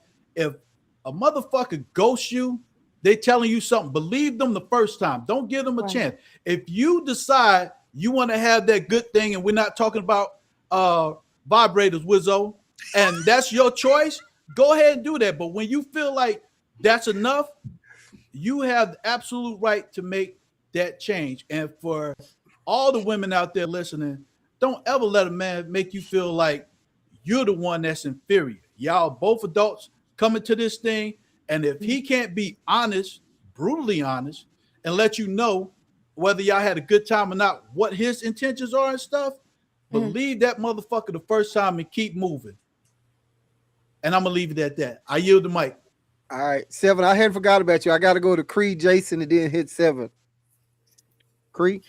I wanted to say that I feel like Jason said the same thing I said, but differently. If he wanted you, he would have continued the conversation. Right. He didn't, so he did. Because not answering and not responding and ghosted is a response. So he wasn't that into you, in my opinion. Right. And all this level stuff, and he got all this stuff going on. If he can't articulate that to you, then he not that high valued. I'm gonna tell you it is what it is. No, he trash. So if he can't articulate, hey, I got this going on, that going on, the distance is gonna be. He probably knew the distance when he asked for your information and got your social media. He probably knew all that. Right. So he wanted something until he realized, okay, that's probably not gonna work for me. But he couldn't articulate it because a lot of guys are trash that don't know how to communicate. All righty then. So let me come up to Jason, and then we hit 7. So I'm gonna hit a couple topics. FYI, sidebar: Spurs up 12-5. Let me start with Phil. Phil was talking about her personal situation, and I wanted to point out that situationships are dictated and are held by the woman. If a woman won't allow you, like when you got tired and you said I didn't respond with Merry Christmas, that's because you stopped allowing the situationship. When a woman tells me that she was in a situationship, I don't want nothing to do with her because you accepting bullshit. And I'm not trying to bring you bullshit. So I need you to understand that if you accept bullshit, then the next man might be like, oh, well, she gonna take bullshit, so I'm gonna deal with her on some bullshit. You see what I'm saying? Because the only way a situationship exists, women control access to sex, put a full stop behind it. Full stop. We don't control access to sex. We only control access to marriage. We do not control access to sex. If you allow this man to make you feel good in the form of a situationship or in the form of a casual, non-committal, non-exclusive relationship, that is on you. And for all the single ladies and Beyonce and Kelly Rowland and all the rest of them that want to sing about how powerful women are, until y'all stop accepting bullshit, bullshit is going to commence. Okay. Number one. Number two, women love to say it, but very few show the action of I'm okay with being alone. Right? If the women want to have that mantra, I'm okay with being alone, they don't show it because, and that was a piggyback off of the situationship stuff. If a woman is clearly okay with being alone, I would love when I was a single and available man to meet up with a woman that say, yeah, I've been single and no situationships, no relationships, no casual sex for the last 3 years. I would be like, yes, That's the woman I'm looking for. That's the woman who's okay with being alone, waiting on me to show up and do what I need to do as a man to prove to her that I'm good enough, right? Number two. Okay, now I'm on to number three. Number three, Elise on some shit, some bullshit again. Let me tell you something. Whether we use empirical data, meaning we using numbers, or whether we just use what we all know is happening in real life, not in whatever la la land she in. I'm over her shit. I'm not even trying to deal with babysitting the fact that she live in la la land. I'm gonna let her live there and say she live in la la land. Let me tell you something. I just put it on somebody's post the other day. A lie will make you feel good, but will waste your time. But the truth will hurt your feelings and save you a lot of time and heartache if you deal with it. And the truth is, regardless of whether men or women agree or like the situation, women are the option. It's more of you than there are of us. We have our choice, and it gives women a choice. The other issue with the process is that the 85-15 rule is real. 85% of women, and I only want to deal with black women, so let's just say 85% of black women want the top 15% of black men, and the top 15% of black men are being pursued by the low 85% of women, or the rest of the 85% of women. So this is why you have situations, stop me if I'm wrong, where y'all are dealing with a man, you deal with him and he cheat on you, or he do or say some shit you don't like, and it's just like the guy before and the guy before and the guy before, because you are stuck on chasing that 15%, because y'all view seeing a regular guy with a regular job who makes a regular amount of money, and y'all gonna have to team up to high five this thing called life as settling, instead of realizing that the fact that I'm telling you right now, and I'm willing to argue with anybody, male or female, on this podcast, if you got a problem with the fact that I make $300,000+ a year and I'm gonna have some demands in life when it comes to relationship, we need to argue about it, because I'm not gonna change. I don't have to. Can I say something? Hold on. I'm gonna treat you right, and I'm gonna do right by you. But again, I'm a person who knows how to communicate. But what I'm saying, we talking again in generalizations. I'm an anecdotal evidence. I'm a one-off, right? And I'm not saying I'm one-off like I'm special. I'm saying I'm a one-off, meaning my own personal thoughts are my own, and I own those, and I'm not applying that to other men. But what I'm saying is, in general, a man that's out here getting it, a man that's in the top 15% is gonna be able to move a certain way. And I agree with Cree, but disagree with Cree. I agree with Cree that we basically said a little bit the same thing, but she dismissed my levels, and that's bullshit. That's in fallacy, right? So here's the thing. Yes, he knew those things about you, Cherie, when he met you, but we, again, the thing she forgot that I said was that we categorize you right away. He still got your information, even though he knew you lived out of town, but he has no intention of going beyond where y'all at right now. Let me be clear with you. He trying to fuck. That's what it is. He's a gentleman about it. But if you don't want to put up with his bullshit and you don't want to give him a situationship, he's going to move the fuck on, because he ain't interested like that. It ain't that he don't like you. It ain't that he don't want to exude time, but he's going to calculate how much time, energy, or money he going to put into you. And I'll yield my time. Already. So for Elise, I heard you, but I need to hit 7, because 7 been wanting to go on and say what he had to say, and then I got to ask Cherie something before you go, Elise. So go ahead, 7. 7. Yeah, I had to unmute my mic. I just wanna. I don't know if anybody noticed this, but out of respect for majority of the cast here, I just wanted to change my background to a crack house, seeing that a lot of people smoking crack. Also, I wanted to add that Cree, I seen that you had a special guest with you over there, and I just want to say that is a very beautiful armadillo that you have as a pet.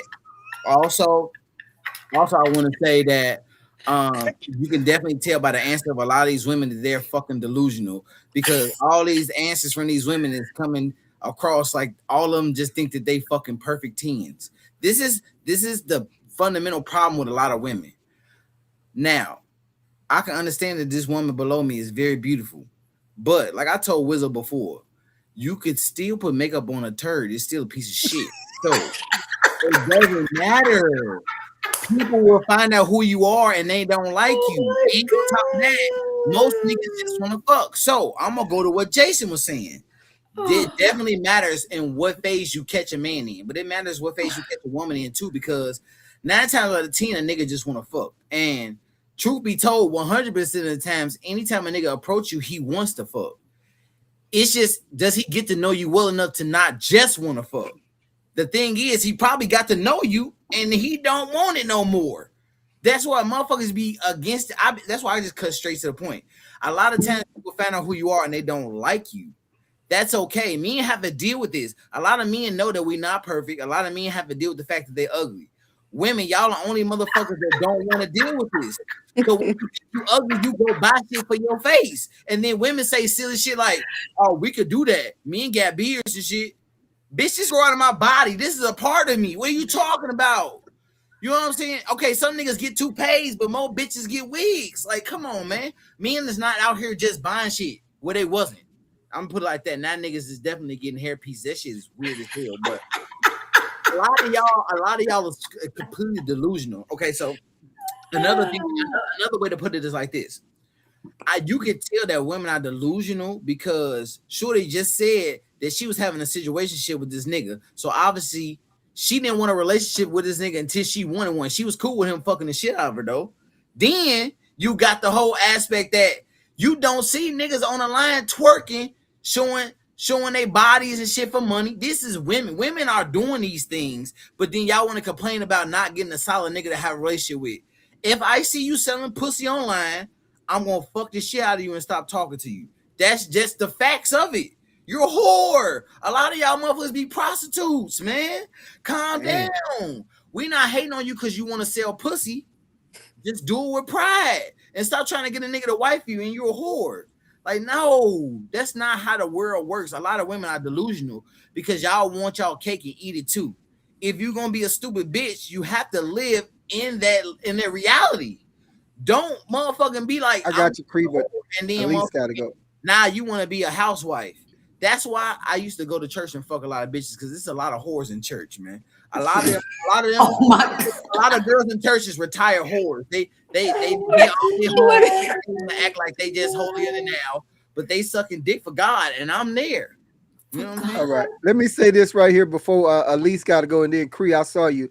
But Sheree, I may have missed it. Did you meet this guy, or did y'all just meet online, chatting? No, I was in Houston for a family function for the weekend, and it was at a bar setting. Yeah, it was a bar setting. Okay, gotcha. Okay. Well, all I'm just gonna say is, and I'm just gonna be quick to touch on this, so I can go and let everybody else kind of go. Is me personally, I don't do long distance relationships. I mean, I'm just not going to. You're going to be on that end. Jason mentioned, and I'm on this end or whatever.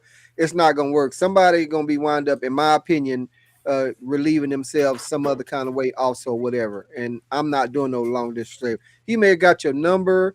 Y'all can keep in touch. Y'all can be friends. Maybe if you up in that area, he may go and try to hit or whatever, or smash or whatever they call it, a fuck or whatever, something like that. But other than that, relationship, long distance relationship, in my opinion only, whatever it's worth, that shit ain't about nothing. It just don't work like that. But that's just me. Let me see what Elise got. I was quick with that, and then first of all, I want to make sure I'm not you didn't delusional. even let me finish saying what I was saying, but you jumped your ass on there. Jumping. You damn right, because I'm not delusional. I am telling you, if a man wants you, he's gonna make a way to want you. And just piggyback to what Jason just said. It's levels. He gonna make it clear. So what I'm saying is just all summing back up to say that if the nigga wants you, he's gonna make a way to get to you. Now Jason may have his way of doing it, and it's up to you to decide if you want to roll that way. Because I'm telling you, if a man wants you, he's gonna get you. He's gonna come, and he's not gonna give room for another man to get you. I don't care what Jason say. He go ahead with your levels. You get levels because you communicating to her, and if she don't want to do it, she don't have to do it. And that man that do want her will make that effort. That's all I'm saying. That ain't no fantasy land. Brother, and you know I normally am good about the rules, but I'm gonna break in. Okay, then I gotta let Cree go. Go ahead, Jason. Okay. And I just need to break in because I have to explain to you that we, meaning your comment that you just made, and the comment that I just made, we are not talking about the same man. Okay, that's okay. Full stop. Okay, then. And I believe just sheerly based on only the little bit surface level that I know in communication and my personal communications or my public communications with Cherie, she's talking more about the type of man that I'm talking about. So Okay. I'm not discounting your thought. I'm telling you that I myself am included in a number of people. And I'm not shitting on none of the other men on the podcast, but I know based on his motion that my man Orvie is the type of guy that moves in a type of way where we need to see motion out of that woman or we don't have time for it. We not coming for you like that. Because you know what we have? We in that 15%. And so we got a line of women that's trying to be with us. Weekly, I'm turning down emails saying, no, thank you, I'm not single. No, thank you, I'm not single. No, thank you, I'm not single. You dig what I'm saying? So I'm not like the guy that's just walking around that some woman is going to be fortunate enough to bump into in the grocery store and be like, oh, he's single, I'm single, let's get it. I'm not that guy. So, and unfortunately for the woman that might bump into me at HEB or whatever grocery store she shops at, Whole Foods, Trader Joe's, you can catch me at all three.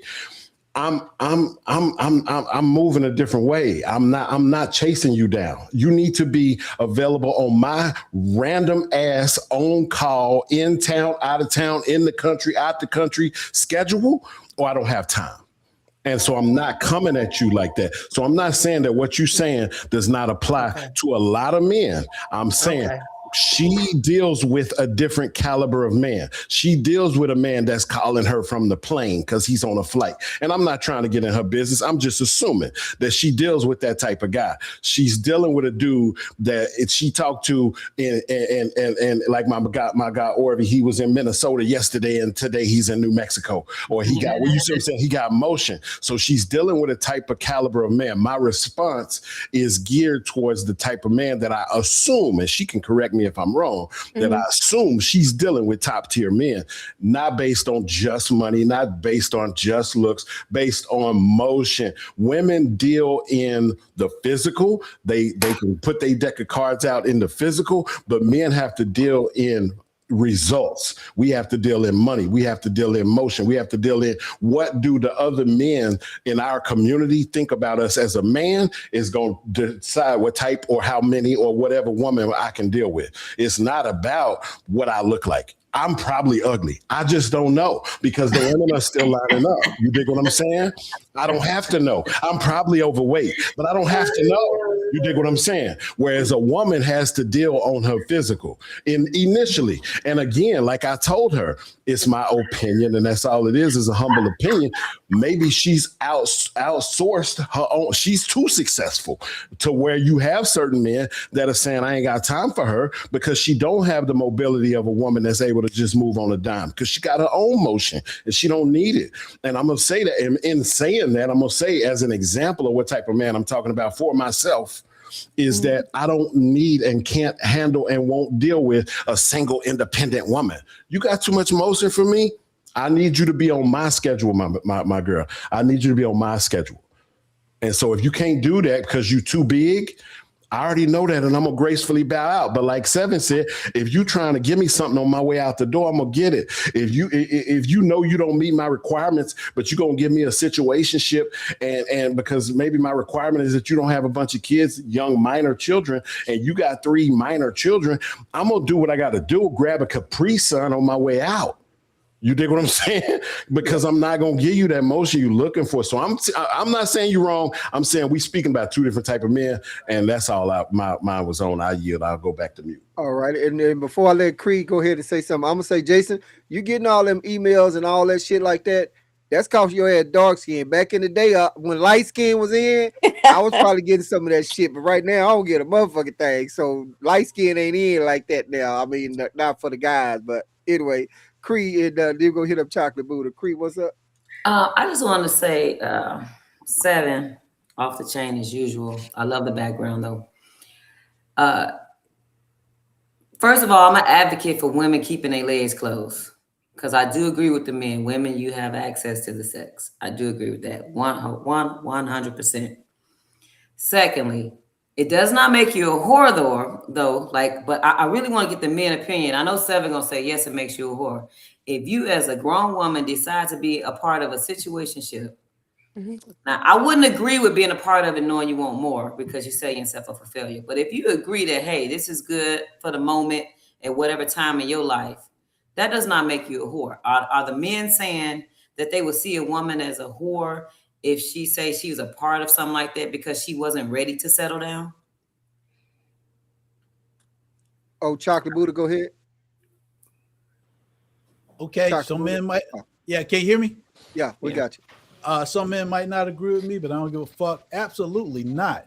I believe wholeheartedly that women should be able to explore sexual parameters on their behalf and not be called a bitch or a whore. Because to me, if a man is calling a woman a bitch or a whore, it means two things. Either they feel inferior, they scared of her, or they can't get to that level, so they need to try to break her down in some way. Now, I've shared this before to people on the panel that know me well. Back in the day, I was doing some things, and I knew a lot of people. And guess what? I never had a problem because I, number one, communicated where I was in life, and I gave them the option whether they wanted to explore a little more or if they wanted to be friends where we help out each other and stuff. It was up to them.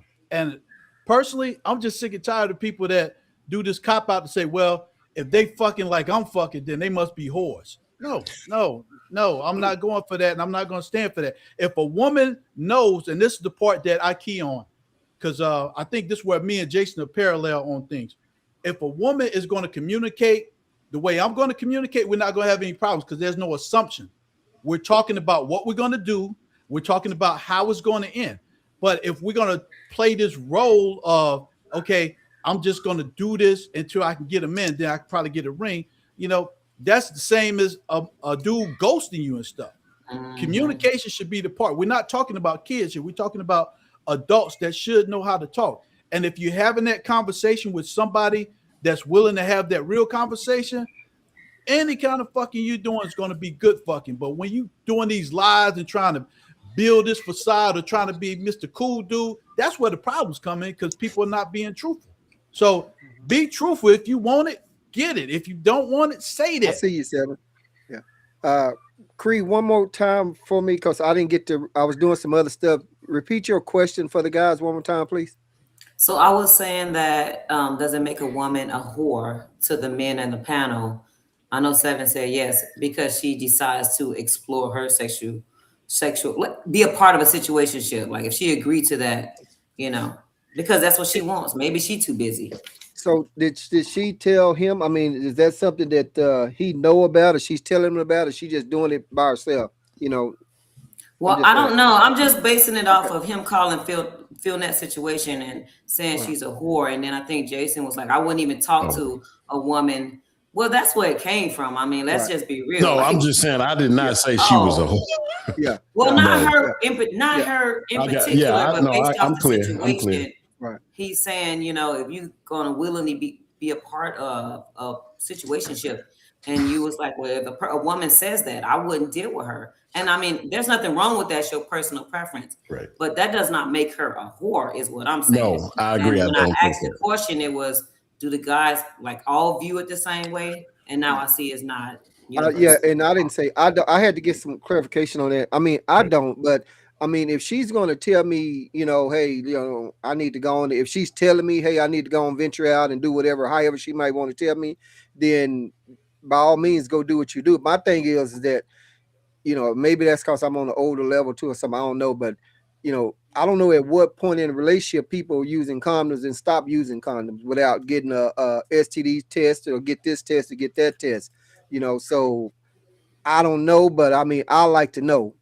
But if I'm off into a relationship with you for about a year or for about a month or even before we really get to taking the condom off, do you ask those questions?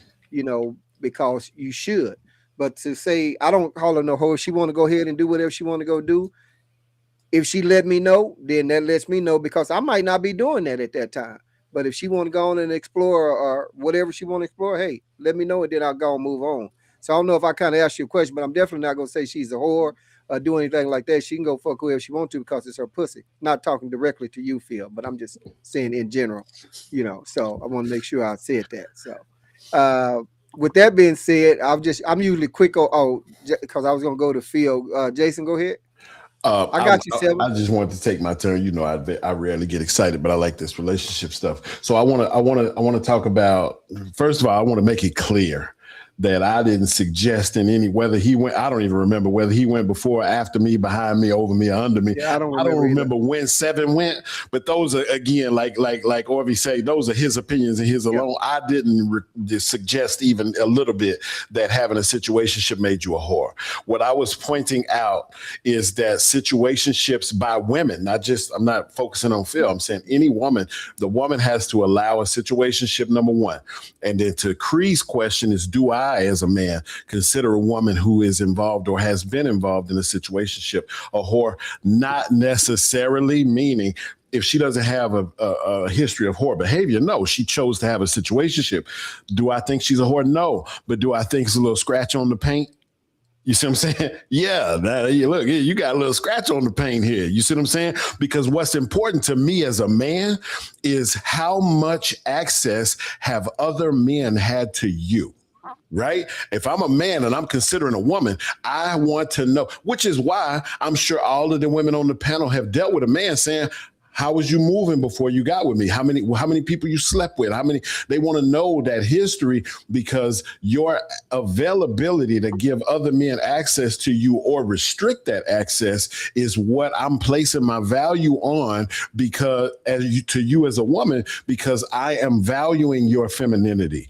And I personally equate your femininity with you restricting access to men based on a certain set of standards that you can choose, but I need to know what that standard is, how much access men had to you. If you've had a situationship here or there and you 35 or 45 years old and the here or there equates to 3 situationships, I don't think you're a whore. I think you made some bad decisions, but I think otherwise, I think you should have held out for the real relationship. And if it doesn't work, it doesn't work, right? But I don't think that equates to you being a whore. The other thing is, Orvie was talking about, listen, it's a masculinity versus femininity. Well, to also piggyback off the second part of Cree's question is that I see the way that men move clearly, obviously, is masculine. So when I hear, if a woman just also, had too much time or didn't have enough time or didn't want a relationship and she's moving this certain particular way, yeah, that's masculine. And so I don't think she's a whore, but I'm not attracted to that masculine energy at all. And let me explain this. When I say personally, because I see it utilized a lot when men and women are talking these days, and that's the word attraction. I'm using the word attraction for what the definition of what attraction means. I am not attracted to your level of femininity if you moving like I move, because the way that I move or the way that I see the men around me move is a masculine thing. And because I am not a homosexual male, I'm not attracted to masculinity. So I'm going to associate your movement with masculinity, and therefore I'm unattracted to you. So if you throwing me one, like I said, I'll take it. But if you're not throwing me one, I'm not wasting my time on you, because I'm not attracted to your level of femininity. I'm attracted to the level of femininity of a woman who has restricted a lot of access to random men into her sphere. And that's just my opinion. All right. So I need to go with 7, but I want to thank all of our viewers out there for watching right now. Hey, we appreciate you. Keep the comments coming in, Big Pokey. We appreciate you hanging with us. I know definitely you probably wish you was up on here and PM, but let me go to 7, and then we're going to hit Phil, and then we're going to see if anyone have any other comments, and then I got one more topic for somebody to hit. 7, go ahead. Thank you for finally calling me, because god damn, dog. Hey, yo, listen, man. The killer part about all this shit is women are definitely delusional. And the thing that's so crazy about it is, I love my man Chocolate Buddha, but what he be talking about sometimes is absolutely nuts, because a lot of these women are whores. And the crazy part about it is, it don't got shit to do with my opinion. If you look up the word whore, it's subcategories under the word whore. And I posted it so y'all can see it. One of them says prostitution, The next one says promiscuity, and the other one says compromising morals.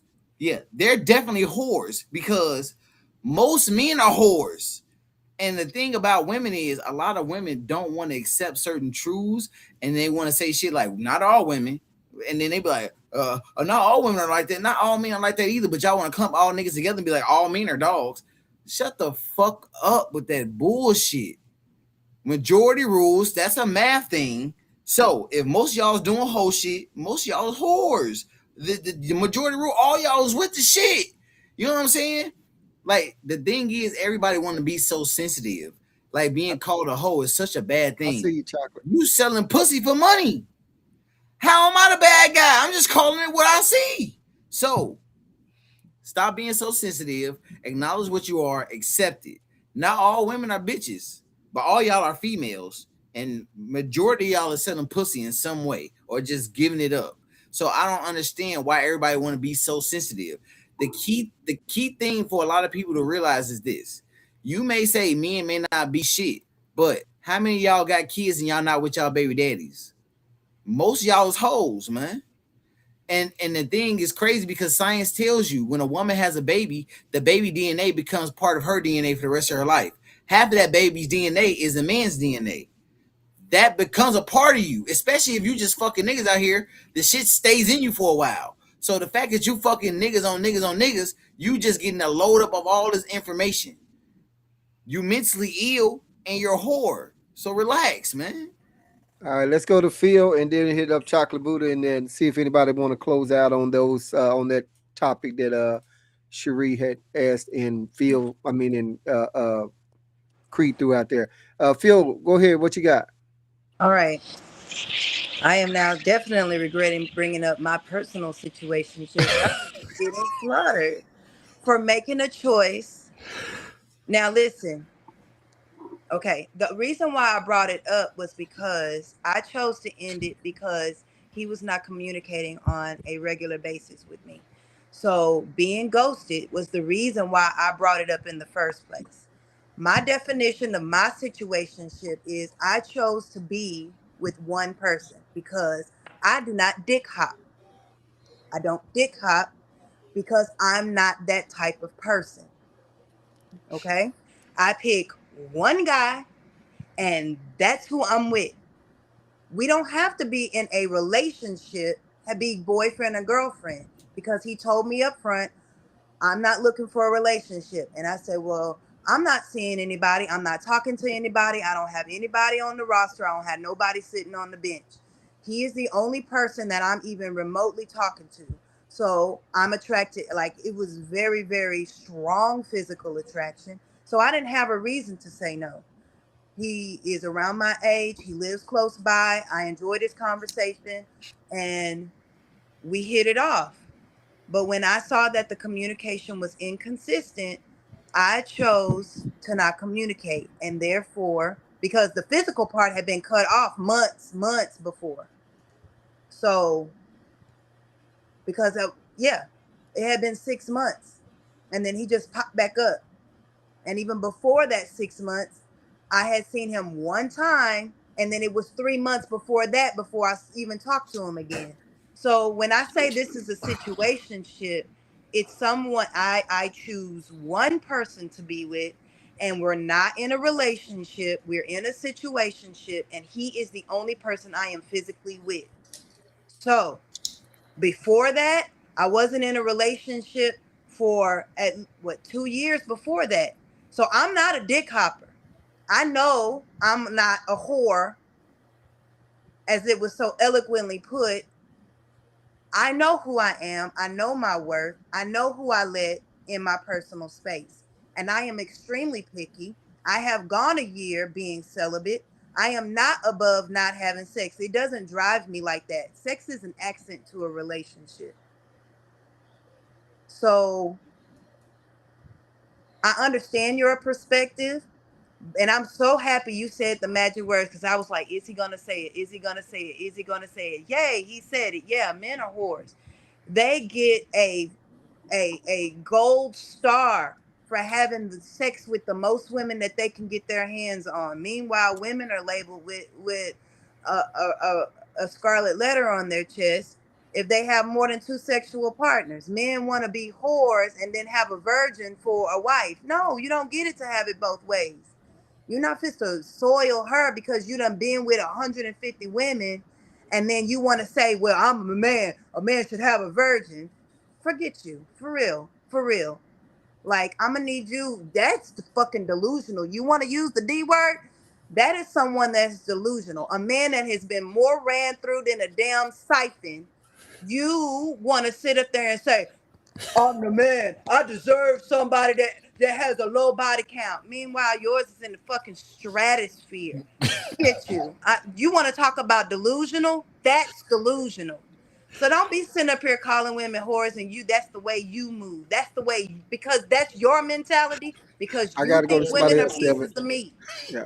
That's what you think about women. So no, I'm not a whore. I don't dick hop. And I am very particular about who I let in my space. And very rarely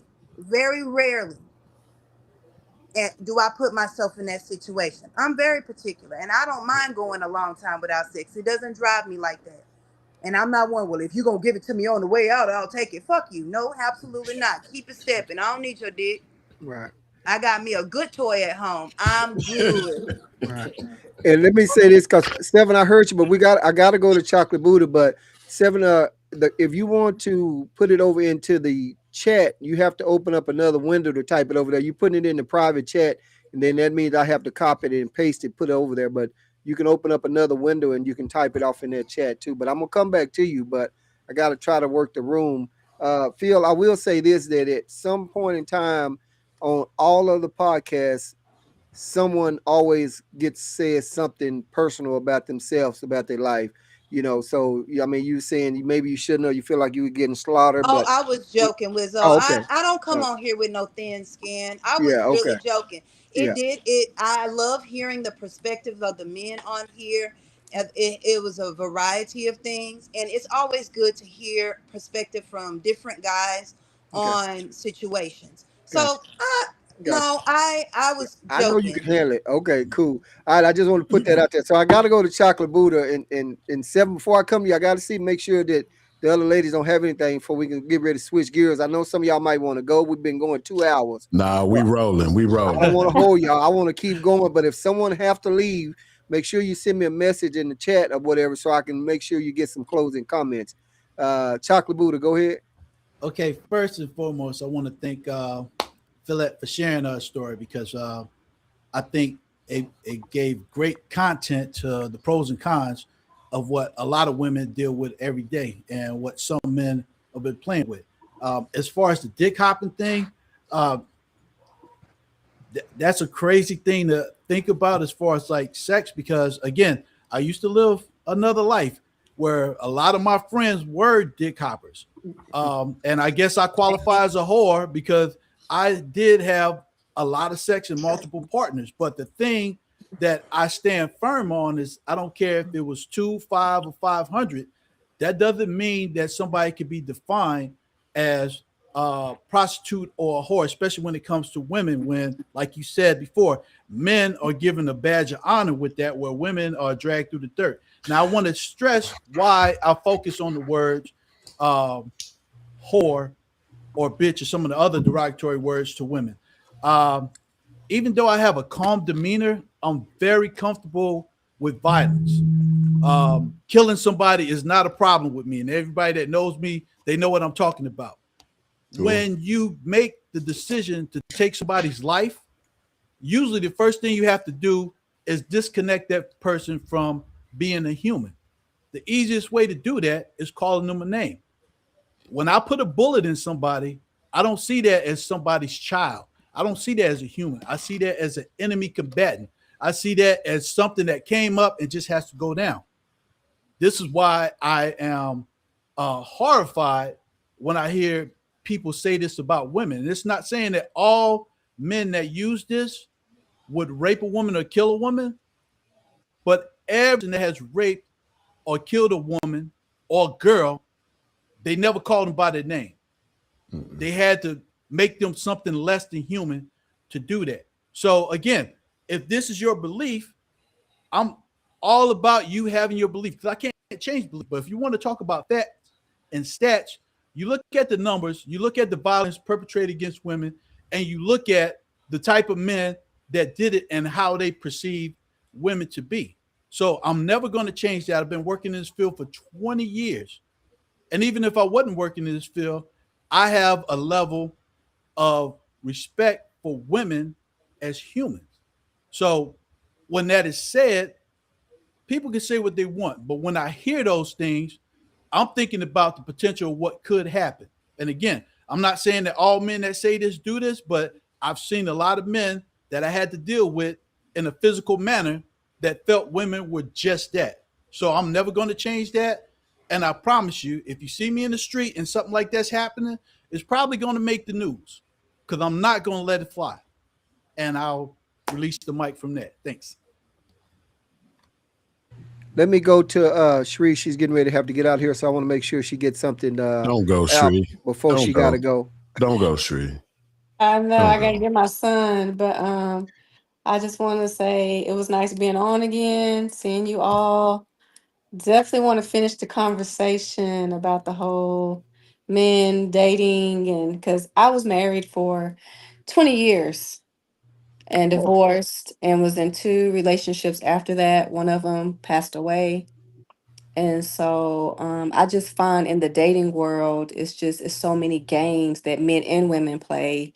And it's just good to get insight from different people. Even Seven, his delusional thinking, calling women whores and this type of thing. It's like really, but anyway, right. 7 is 7. It's good. It's all good.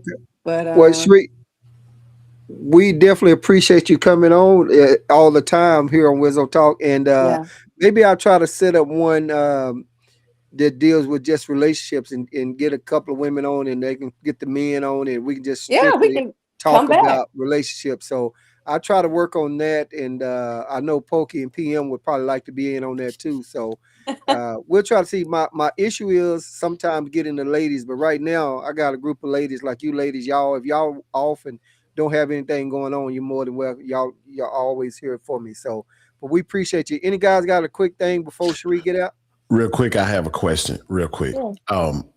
When you with your divorce, did you file or did he file? I filed and I paid Okay. for it. Yeah, no, thank you. That's all. I'm just Yes. asking. Thank you. Okay. Anybody May, else may got I a ask? quick? May I ask why you asked that question?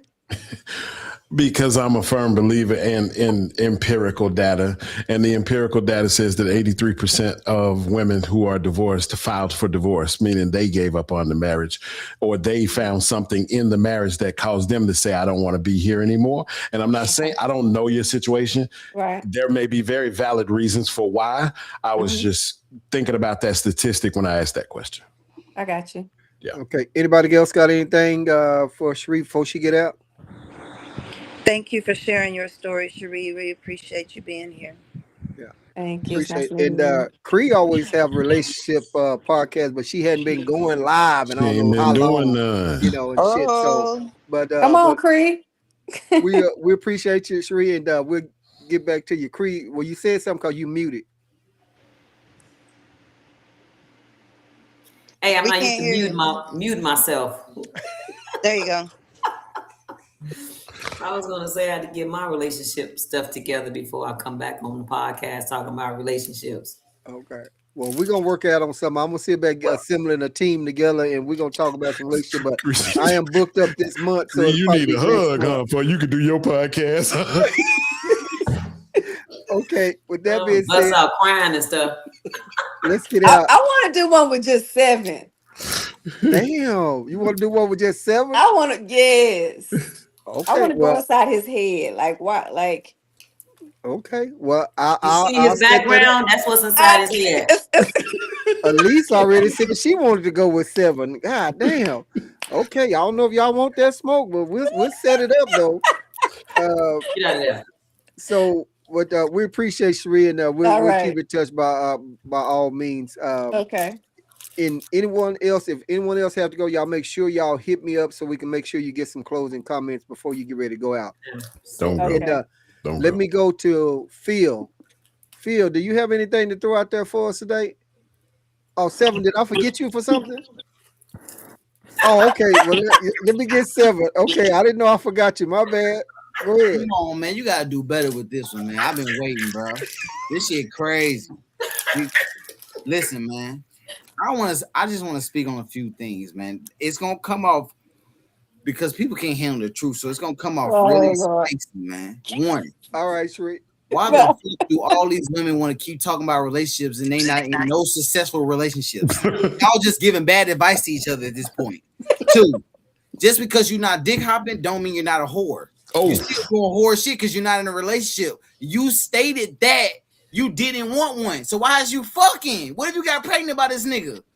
2, the reason why men are held at such a higher caliber to get more women than women are to get men is because it's a well-known fact that it's harder to get women.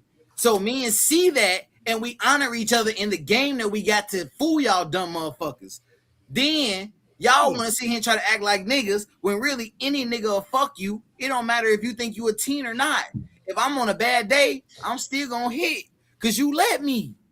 Like, this is the thing. Y'all niggas don't want to accept common sense. This shit is so easy. And I can tell that a lot of women don't really talk to niggas who honest with them. And I can tell by a lot of the way that the other men here pander to the women, the way that they talk, that they don't be extremely real with y'all. A lot of the shit they say is real, but they don't give you the cold, hard facts. I cut that shit out. Niggas be lying to y'all and y'all eat that shit up. The fact that you saying that you sit here and y'all both have said that y'all didn't want to be in a relationship should let you know you shouldn't even been fucking this nigga. He don't want you for real. Cause a nigga will tell you that and got a whole bitch in the background. You know what I'm saying? That's the thing. You have to understand what reality is gonna produce. And then you have to understand how you're gonna be played. And then you have to understand how you gonna play the victim card when it's all done and you knew exactly what the fuck was going on. That's the thing that a lot of y'all women don't want to accept. Y'all want to play the victim when really whole time y'all was on some whole shit. And I need y'all to stop telling me that I'm delusional for saying that y'all on whole shit when I gave you the definition of what a hoe is. You can Google this shit, man. Y'all want to Google all these other statistics and all this shit, but when I Google something, then it don't matter. You're a whore. And the fact that you're getting upset about the fact that you're a whore lets me know that you're an honest whore. You just not honest with yourself. Speak louder. sick 'em. Y'all just do what the fuck y'all want to do. Stop it. Stop. Just own up to it. Let's do this. Let's talk maybe in general, but not direct anything to one person on the panel, you know, because I don't want us to all women, man. get like that. Jason, go ahead, Jason. Hey, I'm unmuting and I'm coming. I'm talking 2-7. Because you just said that the men on this podcast, which I happen to be, are pandering to these women. And I need you to explain what the fuck you mean, because I ain't said nothing but what's real. So please explain to me what you mean. Get him, Jason. What I mean by that is this. Like I said, y'all do be telling them some real shit, but y'all don't give them the Hold on. I don't want you to say y'all. I want you to say Jason. I bet. All right, check this out. Feel that. So, Jason, what you do is you give them some real shit, but you don't give it to them cold turkey. You try to talk around it so that you can make them feel comfortable with some shit. You know what I'm saying? That's why everybody want to see me as the enemy, and they love you and Chocolate Buddha because y'all make them feel good. I don't. So is that for the women to love us? It's that male ego. Stand down. Ain't no polls been done to say nobody love me. These motherfuckers, excuse me, these people probably hate me as much as they hate you. Here's the thing. I come from a place, like Wizzo said earlier, or somebody in the comments said earlier, of decorum. So I don't have to go at a woman and call her a hoe because I believe that she's engaging in hoe activity, because personally, I'm in control of my emotions. I'm in control of my delivery. I'm in control of my stance. And if I think she is doing hoe activity, I can articulate to her that she is engaging in hoe activity without calling her a hoe, number one. Number two, without even thinking that she may be a hoe. And I'm trying to avoid, again, this situation with Phil Nett, but let's be real. We know that's what you're talking about. I don't think that what she was doing was being a whore. I don't think that she is a whore.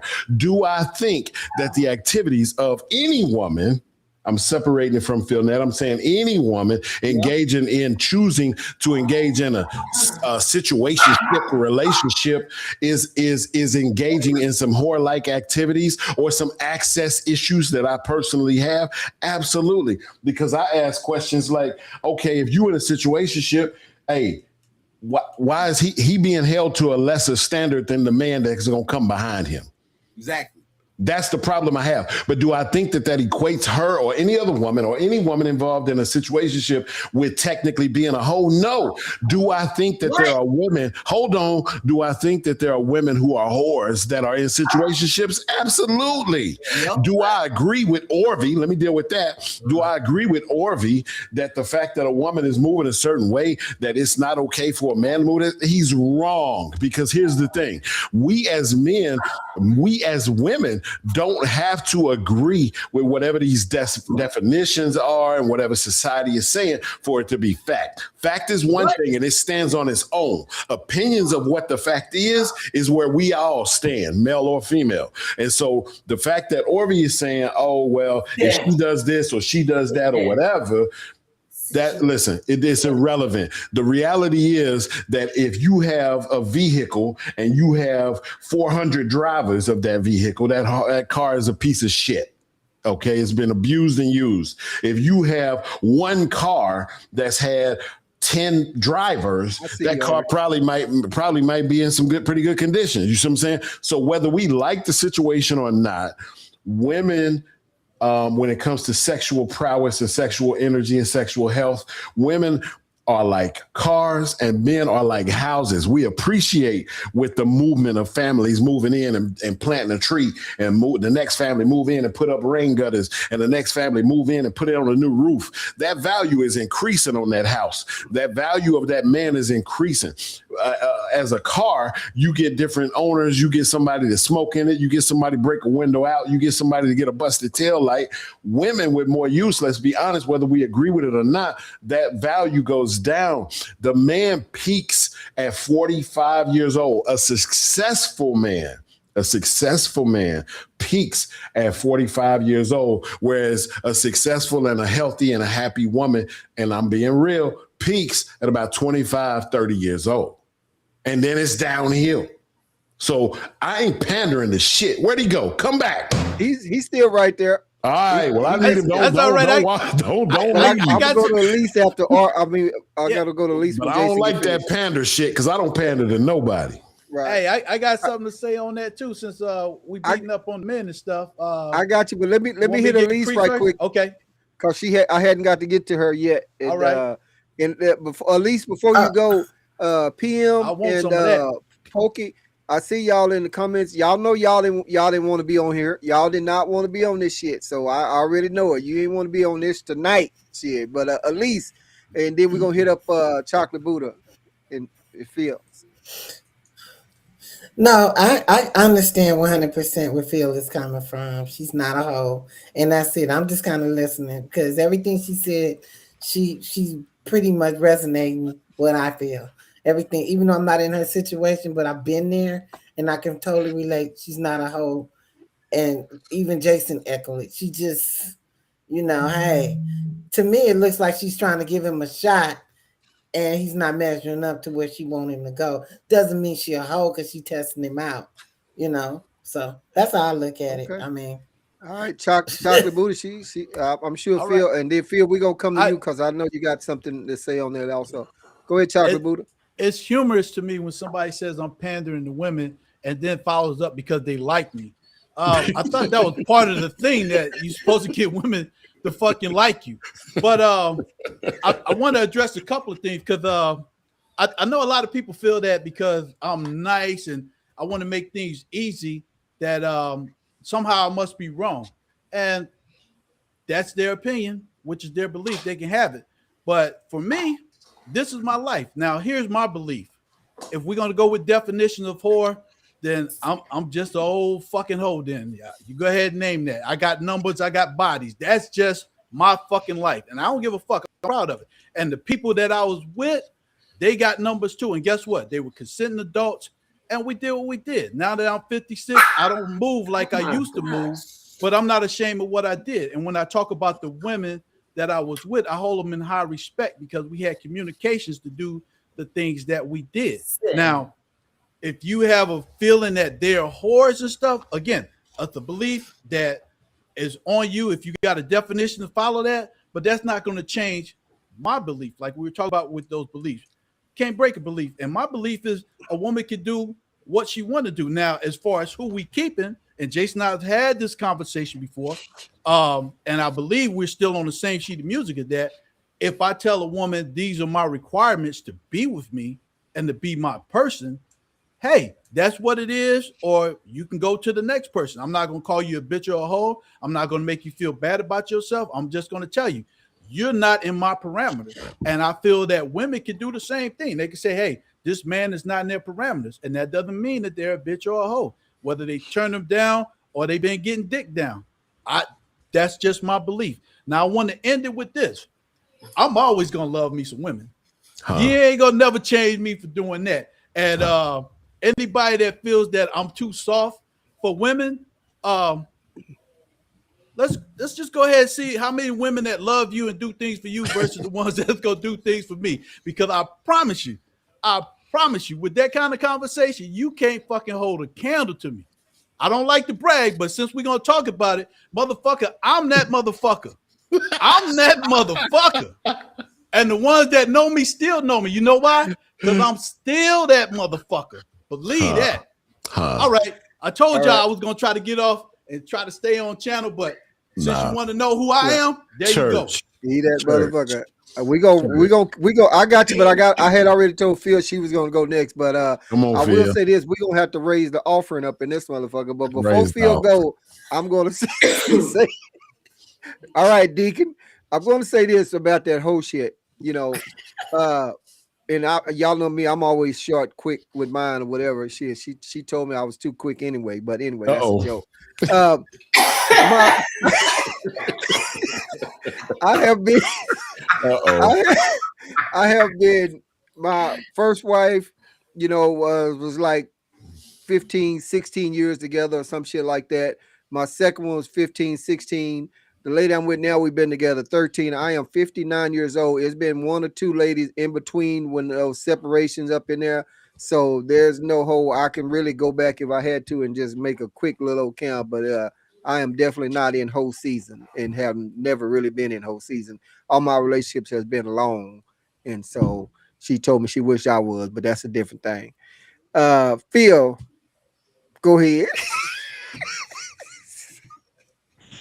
I appreciate this conversation. It has been eye-opening. I think I had something to say, and I think I forgot it. The only thing is that I am secure in myself, and I know what I want, and I'm not afraid to be by myself until I find what I want. And even though that situationship was over a year ago, I don't feel like I did anything wrong because just like Chocolate said, we were two consenting adults. I think there's a misconception. I was dating to be in a relationship. He told me he didn't want to be in a relationship. So I had to talk to myself, and I said, Self, do you have any other prospects? Self said no. Self, do you have anybody on the bench? I said no. You are attracted to this man. Are you okay with being with somebody that doesn't want to be in a long-term relationship with you? This is going to be one of those situationship things. Are you okay with that? Self said yes. It's been a while since I've had a hug, and so I think that this is the person that I want to hug. So I was in that situationship. I got you, Seven. No, I want to talk to Phil though. Hang on. When I saw there was inconsistency with communication and it got to be too much for me, I decided, okay, this isn't working out. So I chose to no longer engage with him, and it's been over a year. So regardless to what y'all think about me, regardless to what y'all think about the situation, it didn't last. I talked to him for about a year and a half, off and on, within, sporadic, not talking to him for several months at a time. We would go and be together for a few weeks, and then I wouldn't hear from him again. So it just went back and forth like that. And I understood this guy is sporadic. This isn't, but when it got to be too much and I was like, this is a waste of my time, I chose just to not communicate when he decided to talk to me again. So whatever you think about me, whatever you think about the situation, it's fine. I'm okay with what I did because I got my test, I came back clean, and I'm okay. I am within myself. And then the next relationship I was in, it actually did work out to be a boyfriend-girlfriend situation. That didn't last long, but I was in a committed relationship with only one dick. So there you have it. Now I'm don't have nobody 5 months later, but that's good. I'm all right. Thank you. Okay, go ahead, Jason. Several, I'm coming to you. I'm talking directly to you, Phil. Now, this is the problem I got, sweetheart. And I'm saying sweetheart not out of a disrespectful realm. I'm saying I got you. Right. Okay. This is the problem that I have. You opened, and I was with you. I really was. You opened with how you are okay with being alone and waiting for what you want. And then you immediately transitioned into that you accepted that this man told you that he didn't want to be in a relationship, but you gave him access to your body. And my problem with that in particular is that then when I come along, right, I'm the next guy, the guy that you said you had a relationship after that, right? So when I come along and I judge you for having given yourself access, giving this man access to yourself, right, for those reasons, and I have a problem with it, then the world and society at large looks at me like the bad guy. But what I'm saying is if you hear those competing ideas that you just gave us right away, because you said, I'm okay being alone, he didn't give you what you wanted. He gave you what he was available to give you. He told you up front, I don't want a relationship, but I want this. And you accepted that. Right. And you gave him access. Right. Hold on. And you gave him access to your body. And I'm saying, as the man that's coming in new, I got a problem with that. And I'm judging you for that. Not just you, because it's Phil. I'm saying a woman. Right. Like, I have a problem with that because I'm looking for the woman who says, excuse me, I met a great guy and I wanted this from him. And when I expressed that to him, his response or his retort to me was that he wasn't willing to give that for whatever reason. He wasn't willing to give that or able to give me that at that time. And so I'm okay with being by myself, but I didn't choose to be by myself. I chose to give him this situationship. So then I come along and look at the situation and go, oh, you did this? No, thank you. Right, but the thing is, on the other side of that foot, Jason, on the other foot is, do you go spells of being celibate? Am I to understand that you, Jason, personally will go 2 or 3 years being celibate? I got you, Seven. When she finished, I got you. I got to let Seven go, y'all, after this. Until you decide that you're with the right person.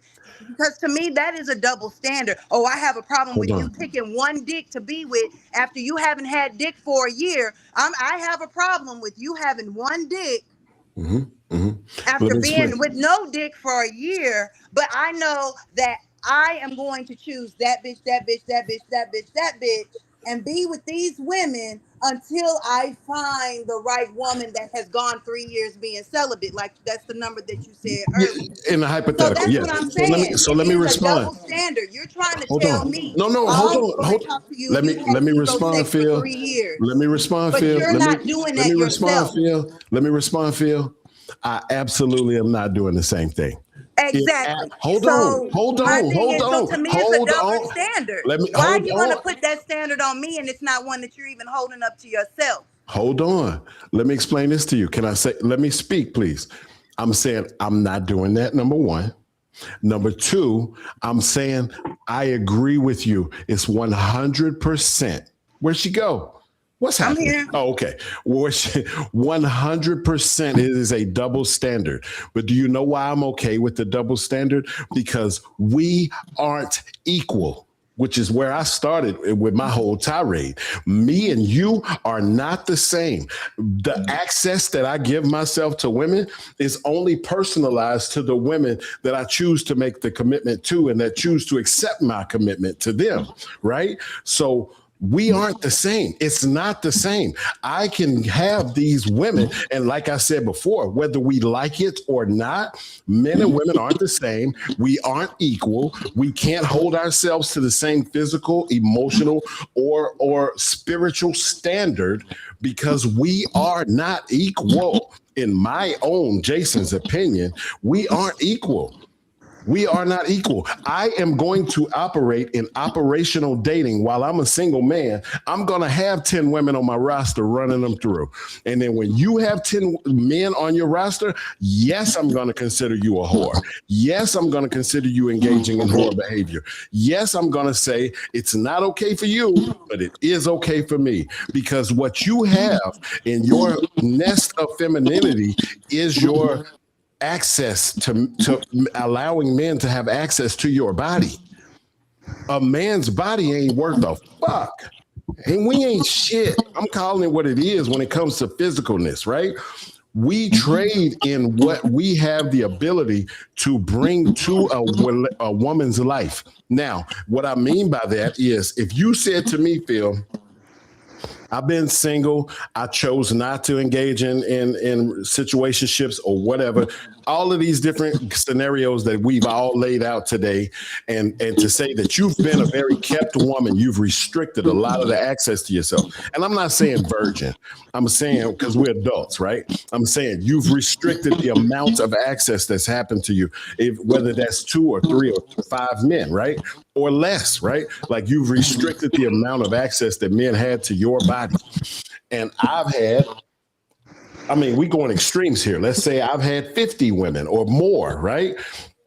What I'm saying is when you say to me, if you choose to take me on in a committed relationship, you and I can agree on the terms of that commitment and the terms of whether we monogamous or polygamous or whatever the situation is, but you also have to be able to pay my mother's bills. Pay for my mother's home. Pay for my father is in a facility, and we need to cover that because right now I cover it. But if I'm gonna be your woman, I need you to cover it. That's what I'm judged on as a man. I'm not judged on my access to how many women have had access to my body. My body is not as important as the body of a woman's body. The body of a woman, to me, to Jason, is held at such a higher standard than what the body of another man is, right? We're not equal. We're not the same. We can't be judged on the same metric. So I agree with you that it's a double standard, but I'm telling you, it won't change whether we like it or not. So we have to, if I throw you in the middle of a football game and you say, well, I'm not comfortable with the helmet because it hurts, it messes up my hair and hurts my head because it's too tight. Does that mean nobody's going to hit you? No, the game requires a helmet. If you choose not to wear it and you get injured or hurt or die, that's on you. You made the decision. We're not the same. Even though we're on the same playing field, we have different metrics by which we're judged. And I judge women based on their amount of or lack of access, allowing themselves to give access to other men to their body. And that's not the metric that a man is judged on, whether we like it or not. All right, I need to go to 7, but I don't know if y'all can hear the feedback. I'm getting some feedback from somebody. I muted myself, so it wasn't me a while ago. Respectfully, I think everybody's muting. I think it's Phil, but I'm not shitting on your connection. Yeah. I just think that's where it's coming from. Okay, yeah, I wasn't sure. Okay, 7, go ahead. I just want to speak again to the delusion that I feel like a lot of people are living in. My man I said before that I feel like men are definitely pandering to women on here. And then he says, in to defense for himself against what I'm saying, isn't what we're supposed to be doing is trying to get these women to like us. Fuck no. Because women can't accept the truth and everybody wants the truth. And if I want you to like me, honestly, I have to give you the truth. This is why I lie. to people because they can't handle the truth. You want to lie because everything is about your fucking feelings. Reality ain't about your feelings. So what I do is I bend your reality to my will, which is a lie. Now, also, I see a lot of motherfuckers arguing with the whole motherfucking concept of them being a whore. But the thing is, everybody's slightly a whore. Like my man Chocolate said, he's a big whore. And to go along with what he's saying, right? Before I said, women are whores. A lot of women are whores. But the thing is, men are whores too. You seem like y'all just skip past a lot of shit that I say. And I say that because men, it's cool for niggas to be hoes. The thing that it's cool for women to be hoes too, because a lot of men love hoes. I love hoes, man. But the crazy thing about that is the men that you want to wife you up don't really care for you if you're a whore, because you've given too many men access to shit that niggas shouldn't be having access to. It fucked your mind up. A lot of niggas' minds are already fucked up. Women don't really be caring. You want to complain about me being a whore, but you want me to eat that pussy real good. Chill out. You know what I'm saying? A lot of women don't even know how to suck no dick, so niggas gotta coach you. You know what I'm saying? Unless you're a whore. Now, if I get you back to my crib and we fucking, you suck my dick crazy, I know you're a hoe. But if I fuck this shit out of you and then I come and then we get done and you bring me a warm towel, I know for a fact you're a whore. That's some shit that normal bitches don't do. Now come on, man. That warm towel shit is crazy. I love it, but it's wild. You know what I'm saying? Clean yourself up action is wild to me. But it's still crazy because a lot of y'all try to find ways to defend your actions. And the fact that my man had the audacity to say that motherfuckers out here using words and to like with their own opinions and shit is crazy, because all words have definition. And if we all using words the way he's saying that we're using words, then the human language don't really mean shit. None of it do. All words have a definition. Yeah. And I've given you the definition of what a whore is. You don't have to just be a prostitute. You can be morally compromised, which it sounds like you were. And it ain't just you. It's a lot of women. If a nigga tell you he don't want a relationship, but you want a relationship, but you like, damn, I want to fuck this nigga, so I'm gonna go ahead and not have a relationship. You doing whole shit. That's what niggas do. You know what I'm saying? If I can't have you, I'm gonna get that pussy. You couldn't have him, so you got that dick. He just beat your shit down. So I don't even understand why the fuck y'all want to be so sensitive about it. It's okay. Nobody is demonizing hoes. We love hoes. Calm down. Creed. Hey, it ain't just one person though. It's not a personal attack. It's not just one person. It's for a lot of women out here that think that, oh, men want to demonize women for being whores. That's not true. Niggas love hoes because we trying to fuck. The thing is, you want to argue about it. It's okay if you're a whore. A lot of whores that say they change their ways end up becoming church hoes. That's why they're whores too. And it's okay. Nobody's trying to fight y'all or argue with y'all about shit. The thing is, can you accept the truth for what it is? This is the downfall of a lot of women. Y'all don't want to get lied to, but you can't accept the truth. What do you want? All right, let me go to Cree, and then Chocolate Buddha was going to have something to say. Cree, you got anything anything that's been said? I was just going to tell Phil I will stop talking to all of these guys on the podcast, because you're not going to get anywhere with them. They are so strong in their belief system. That doesn't matter. He think you defending it, but when you just really sharing your story, which I appreciate you sharing, but I'm an advocate for keeping your legs closed. So fuck these. And when I just say that, I've heard people say they keep their legs closed, but they have two other holes that's open. But I'm just saying what I've heard. You know, I'm just saying. But keep all the holes closed until you get what you want. Don't give what you want. Don't give him what he want until you get what you want. Now, Phil said she was in agreement with what was taking place because she's grown, she's considered an adult. She knew what she was doing. She knew what she wanted. She was in that agreement to what she was doing. Yeah, but a lot of women, what she had going on. A lot of women hope that things would change and all that. She wasn't asking for change. She wasn't looking for change. She just did what she did. But let me go to.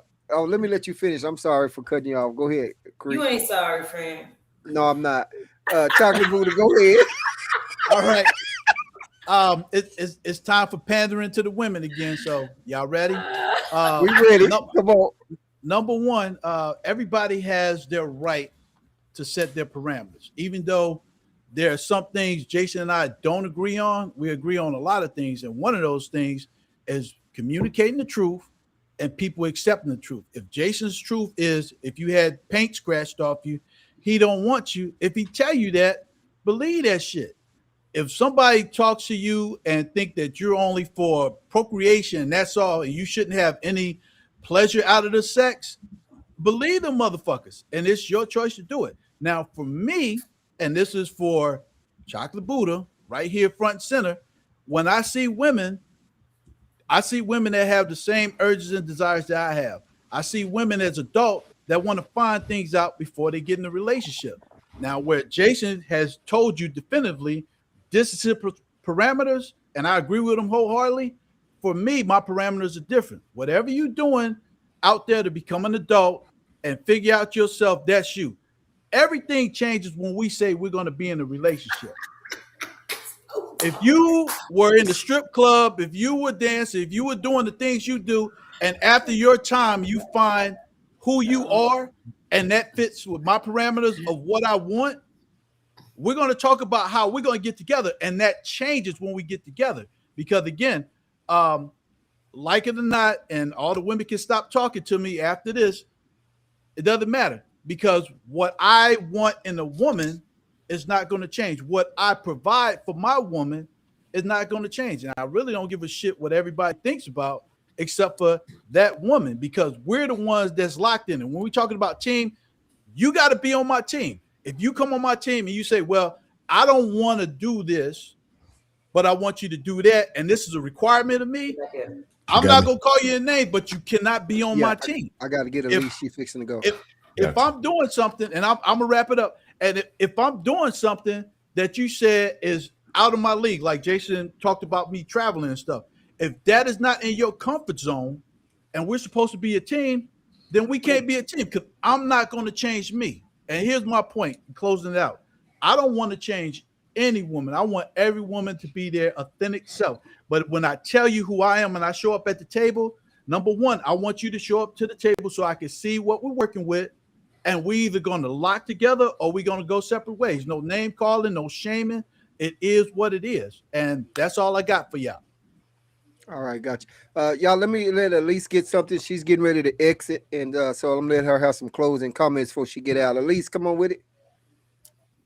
All right. I just want to say that, Phil, this is what I meant. This is what I meant when I said I'm sheltered with the relationship. It wasn't so much the politics. And that's why I've been sitting here quiet, because I realized nothing has changed just listening to the ladies. So I'm going to go to the gym and I'm going to catch you guys later. I enjoy every one of you. I'll always like to join in, but this is what I mean when I said being sheltered, because it's still crazy. And 7 don't make it no better. So I'm just saying, I'm like, Lord have mercy. So I just want you to know that's what I meant about being sheltered. I'm not out there like that. I've been kind of celibate and just, Wait a minute. What you selling? What?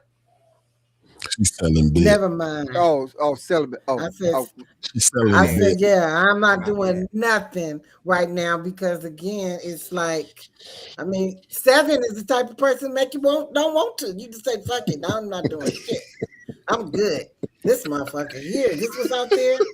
And then Jason and this other cat don't make it no better. I'm listening to Fields express herself. The young lady both of those young ladies asked the same question of me and bullshit.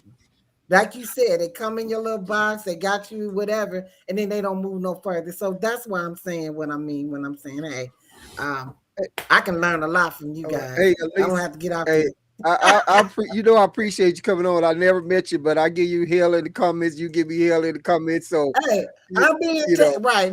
I'm gonna run through Texas. You already know I got ties there. So when I come there, I'm gonna holler at whoever's there. You, Jason, and y'all gonna really see it. Hey, all but right. hold up before you go. You I got you locked in on the 17th for the 101.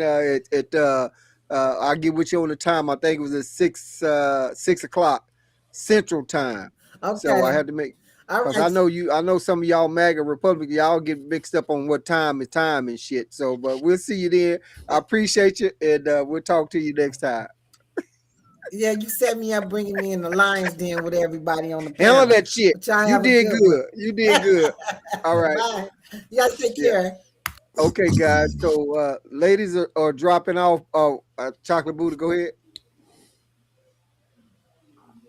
Go ahead, Chocolate. No, I was just saying by the least. I'm still here. I'm here for the Okay, smoke. yeah. Let's Keep bring that rolling. fire. Keep rolling. Keep go. rolling. Okay. So what I didn't get to do was I didn't get to see. I don't know if y'all got to go. Let me know because I got time today. I didn't need to see if Phil, was that your topic that you talked about earlier? Or did you have something you wanted to throw out there to us?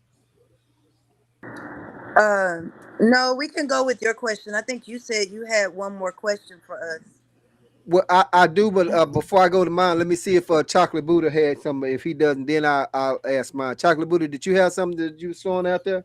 Nah, we've been kicking around with me being sensitive with the ladies, so I'm gonna let you go ahead and kick the thing off because I love being sensitive with the ladies. Yeah. So mine was a little bit different, and I'm gonna see if I can kind of remember because I didn't let my. I'm not logging back on my phone, but when Cree brought up about the Carmelo Anthony situation and stuff like that, so my thing is, and y'all just work with me because it may not be exactly like this or some shit. Just work with me here. So I'm trying to see, do you think that we may have failed our kids or parents may have failed their kids, that kid that's then got in trouble or then went to jail or any type of violent crime by not letting him know that the system, in my opinion, is not for them, for us being the adults and the parents, and just letting them know, hey son, never too old to get him information to you going to school. Hey, make sure you ain't taking no knife, make sure you ain't no guns or anything like that.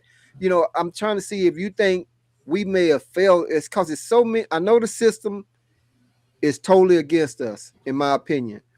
But I'm asking y'all, do y'all think we as parents are failing our kids by not continually to let them know and educate them on this world and the things that's going out there? I don't want to say, hey, he's 16, he should know. Because I still tell my grandson what to do. I still tell my kids what to do in situation with cops and different things like that, and with weapons and guns. And, I like to see more fist fights out there, and they all walk away. Anytime I see a fist fight online, I say it's just a good old fashioned ass whooping. They both walked away.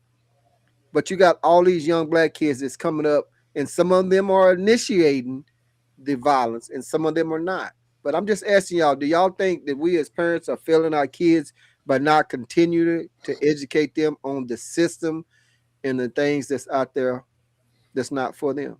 That's kind of my little question. I had it differently than that, but go ahead, Chocolate Buddha. This goes back to the young lady that left already. I think we're putting our children in danger if we talk like racism has evaporated, or the justice system is not a two-tiered system when it comes to color. When we talk to our kids, if we're not having that conversation before they're out there, I feel like they're setting them in harm's way, because it'd be nice if all cops were there to protect and serve. It would be nice if the justice system was balanced. But as we keep seeing every time, the level of punishment that is doled out is usually based on color, and that's not a coincidence. So when it comes to the kids, and I'll just use myself for example, we're going to have that conversation. We're going to talk about why your color matters out here in the street. Now, that doesn't mean that I want them out there carrying a knife or gun to kill anybody, but I want them to move with purpose. I want them not to be hanging out in certain areas. And if things look questionable about them, I don't want them to assume that, oh, maybe everything will work out all right. I want them to weigh on the side of caution and get the fuck out of there. But that's just me. Okay. All right. This is up. Cree, any comment on that? I think so. When you're talking about bullying, because I was a good kid in school, right? But I always got into it with bullies because I did not like a bully. Like, I don't like it. I would never like it. and I always went to fighting the force for the bully. Like, so I taught my boys, like, especially with the cops, like, I don't even want them interacting with the cops, like, don't even, like, if the cop tell you to do something, just go another way or whatever. But however, when you're dealing with bullying in schools, it's kind of hard to like tell your son, like, don't bring a weapon. He might be genuinely afraid. Like, if and the guy had a twin, so like they're big kids. Like, if they were bullying him, I can see why he would probably have a weapon on him. I don't see how they find them like intentionally wanting to kill somebody. I don't think a kid unless he bring a gun and then start shooting up. I don't see the intent, especially if there was bullying documented. So I think you can tell your kid, you can teach your kid, but ultimately when they become a certain age, they gonna do how they want to do or how they see fit. Like, because peer pressure is also a real thing as well. And the male ego, as you seen, like on the panel today when Seven made that comment, Jason was like, ah, and then he's still making comments about it because that male ego is something else. And just to prove like I'm whoever a guy would do that. I don't care what you tell your kid. Like, if they put in a situation where they're gonna show whether or not they're a punk or a man, I think they're gonna go for the force. So you can tell them, you can teach them, but I think it's ultimately up to them, whatever they decide. So Guys, I'm gonna get you next, but let me see what Phil has to say. Phil, what do you think about it? Sorry, the interference you have here is my fan. I turned it off. Um, dude, the whole podcast. dude, it's hot. Let her live. Let her live. As a school teacher, I'm not a parent, but I do love children. My heart is for kids, and I teach elementary students. And so I get them when they're little, and I try to instill in them good character. Think about yourself, but you have to think about the people around you also. And I try to teach my kids your words matter, your actions matter. The things that you do affect the people around you. And you need to make good choices about what you choose to say and what you choose to do. I said, because there are places for people that don't want to follow the rules. Now, I'm not saying that there isn't a time to be a rebel. If there is an injustice and there is a need to fix that injustice, then yes, the rebels are needed. But not in the classroom when we're in the middle of a lesson. I don't need you to be a rebel. All I want you to do is sit down and listen to my lesson. I'm sorry you think it's boring, but the state says I have to teach this, and I'm trying to make it fun. I'm trying to make it engaging. But because you don't have any self-control, that can be a problem in the learning environment. So fast forward to when they're bigger and they still have this mentality, the rules don't apply to me. It doesn't matter what race. This is all races of kids, all socioeconomic situations. It doesn't matter where you are. As parents, you always want your kid to make a good choice. You do your best to educate them, tell them right from wrong, teach them right from wrong, and you ask them, please just make sure you keep yourself safe.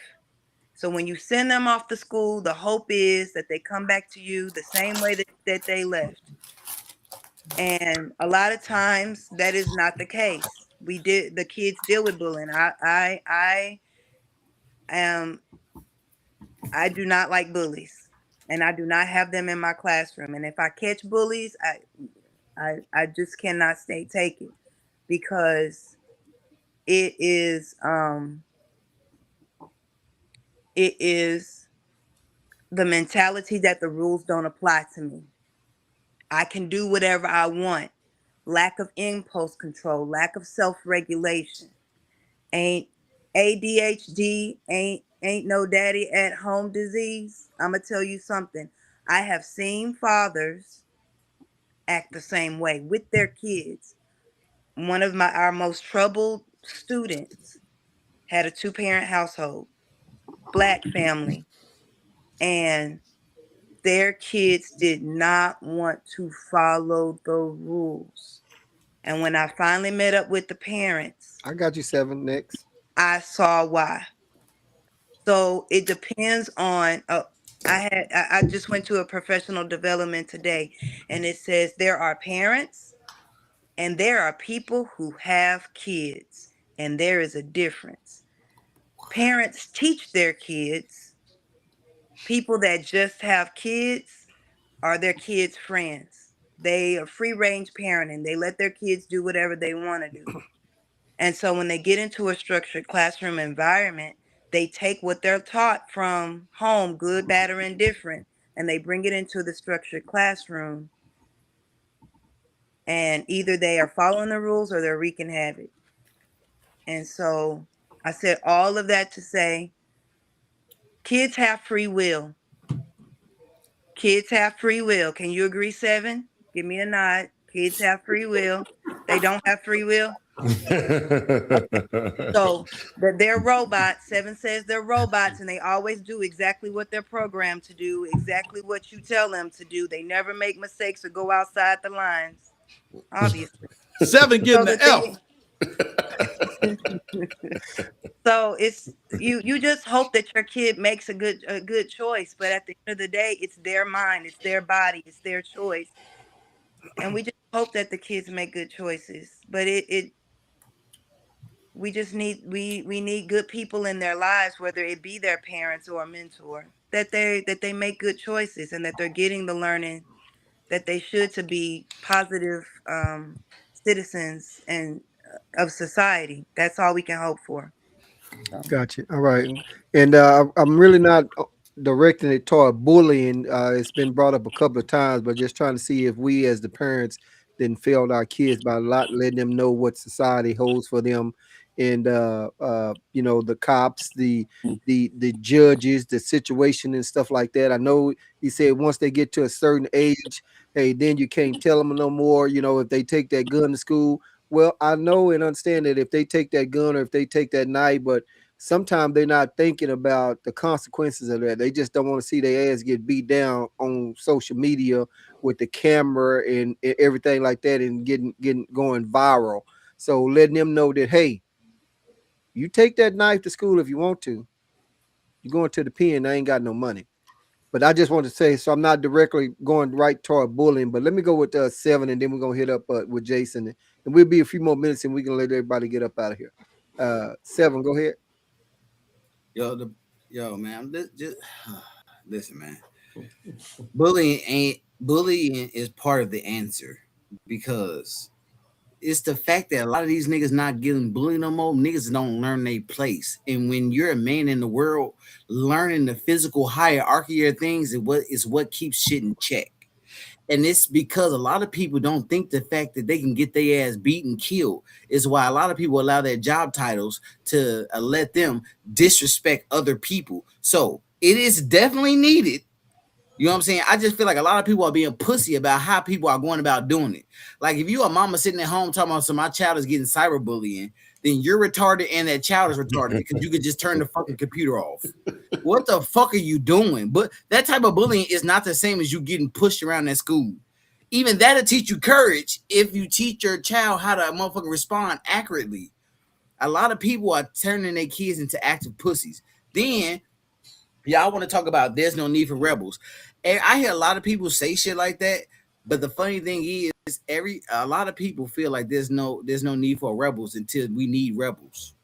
So none of that shit fucking matters. These kids, what you teach them how to do is you're teaching them how to be slaves. Because why are you trying to take away that? If you want to speak on their free will, why take away their free will and freedom and thought by trying to take away the fact that they could be a rebel? Because now they just question authority. And as we all can see, authority is not always right. You trying to get them to submit. That's something completely different. You're not really teaching these niggas how to be intelligent, because true intelligence is noticed when you see kids asking questions. So the fact that you think they're being defiant means that they're truly intelligent.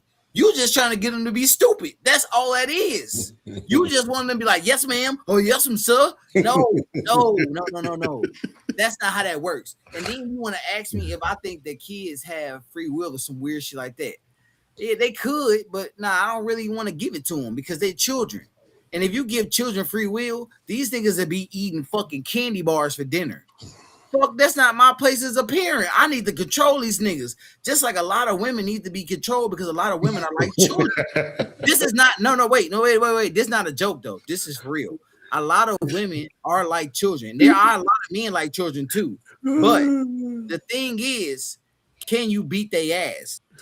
Now that's what a lot of shit boils down to. If you can't beat a motherfucking battle, you need to respect them. That's just the truth. I don't give a fuck if they morally right or wrong. If you can't defeat him and he could beat your ass, you might as well be his bitch. You know what I'm saying? Because that's what nature goes off of. Nature don't go off of, oh, this motherfucker could be right. Nigga, if I put my teeth around your throat and rip your neck out, nigga, and you die, I'm still right, even if I'm wrong. This is the natural selection of things that you have to understand. So a lot of shit in society is based off niggas' feelings. What do we know about feelings? Feelings change. Feelings change way more than facts. So why the fuck are we keep basing shit off feelings? Facts can change sometimes, but feelings change all the time. You very rarely do see a nigga sitting in their feelings forever the same way, unless they are just a bitter ass nigga, man. So we have to come to terms with a lot of things and how we teaching these kids, because you don't want to teach them to just be slaves and to be submitting to niggas. You want them to teach to ask questions. When I was a child, a teacher told me there's no such thing as a dumb question.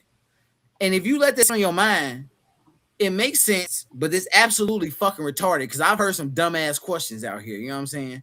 But you have to allow them to learn through that process. We cutting a lot of these niggas off because we want them to already be where we want them to be. We don't want them to grow into what we know they're going to grow into. And a lot of us see what they're going to grow into. We just have to stop being so sensitive when it comes to all these kids, and stop being so sensitive when it comes to other shit, like accepting who you are. If you want to do some freaky shit, you a freaky ass nigga. That's man. That's everybody, nigga. I've done some freaky shit. I remember a bitch put some chocolate on my toes and suck it off. I ain't like it, but I took it. As a G, it was just an experience, man. You know what I'm saying? That's like having the back of your balls licked. Sometimes you gotta experience one time, man, and it's okay. Just accept who you are. All right. So before Jason goes, let me thank all of our viewers out there for watching. Hey, we appreciate the comments coming in. You know, if you like to subscribe to Wizzo Talk, please, by all means, the link is in the description. Subscribe to my YouTube channel. I appreciate it very much. Hey, you never know where it's going right here on Wizzo Talk, man. But before we need to get Jason, we're gonna work around one more time on any comments, and then we're gonna get up out of here. Jason, what's up? All right. Y'all have to ignore me when I laugh, because my sense of humor is different than most people's. Okay, let me deal with the bully topic, right? Like, listen, me and PM discussed this last night on his podcast, right? Like, the jails and prisons in this country are full of people who resisted bullying, right? Like, just because you resist a bully, that doesn't mean that you don't have to break the law to get your point across, or to met out justice on somebody that's being a bully to you, right? So that's an issue, right? The other thing is, I just believe that kind of, and I understand where you are. I've also worked briefly. You're stronger than me, but briefly in the education system. And I can say that is a place of programming, right? That a place where free thought, or the development of free thought, is frowned upon. You're supposed to line up and do what you're supposed to do, versus having that ability to utilize free thought and stay within the ramifications of right and wrong. You are not supposed to question authority. Even though we understand and we know and we've seen evidence that the authority doesn't always come back to you and say, thank you for your compliance, but we were wrong about situation X, situation Y. you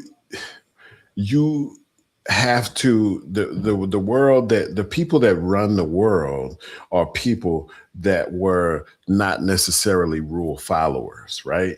Like the people that are experiencing the best parts of success in the world are the people that said, why is this the way that it's supposed to be? Why do I have to do this particular thing? I'm not saying that gives free range. I think that there's a lot of things that we have to be flexible on in this particular topic, that when you put it on a straight line, then this free thinker is seen as a rule violator, and this person that's lined up is seen as prey versus predator. But the world has shown us, even as adults, we see that the people that have a net worth or a net value to the world in a sense of dollars, the billionaires, the millionaires, the multimillionaires, and the people that are finding success are typically the people that colored outside the lines of whatever the standard was for what they were supposed to be learning. Because if you look at things like the American school system and how we have the dominance of standardized testing, and then of course a little bit of that is alleviated with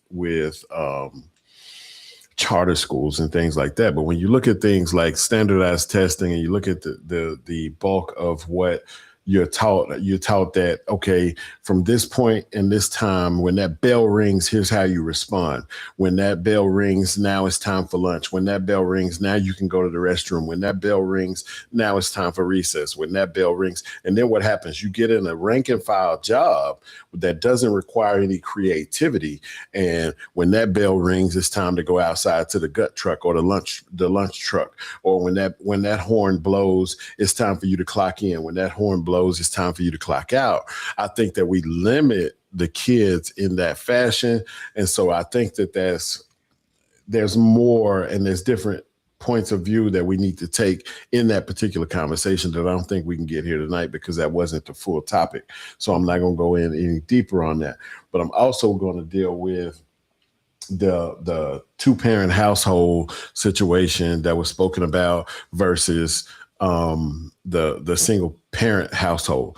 The numbers scientifically, again, I always deal with facts. I always deal with empirical data, and the empirical data shows us that in a two-parent household in general, you have a child that is produced from that household in general in the high 90%, mid to high 90% percentile of finding success as adults and success in life. You have the next up is a single father household, where it's heavy on discipline, heavy on obeying what I tell you as a father, versus a single parent household where the number drops dramatically and drastically from a single parent household that produces children that find success versus a single parent household with a father that finds success. And the data is showing us what we're looking for if we absolutely look for the truth of what's behind the numbers without seeking confirmation bias on the topic, right? And so I think that we have and are failing our children because we lead them to believe things that on the surface seem menial, but in the long run are very important when we lead our children to believe that the world or society at large gives a fuck about a lot of things that they care about. That's in fallacy, because I made it a point to tell my two sons when they were young, the world don't give a fuck about X about you. They don't care about why about you. They care about the result of what's coming behind that, right? When you incorporate things like, again, that can only be found in general, again, we can all cite anecdotal evidence for one way or the other. But when my boys were younger, I would take them hunting and fishing, and they would see what a bullet does to an animal and how it withdraws life from them, and how death and life work when it's a reality, not when it's a concept, right? When it's the real thing, when you have to see this deer or this hog bleeding out, and I'm explaining to you as a father or as a parent, I'm explaining to you, this is what happens. This is not something that should be taken lightly. So then against better judgment, there was never any gun locks in my house. That gun is loaded with one in the chamber, and it's sitting on that counter, and it better have dust on it when I look at it next month, because I'm not worried about you touching it, because you understand what that tool of life and death will do if you misuse it or you use it for something other than its intended purpose.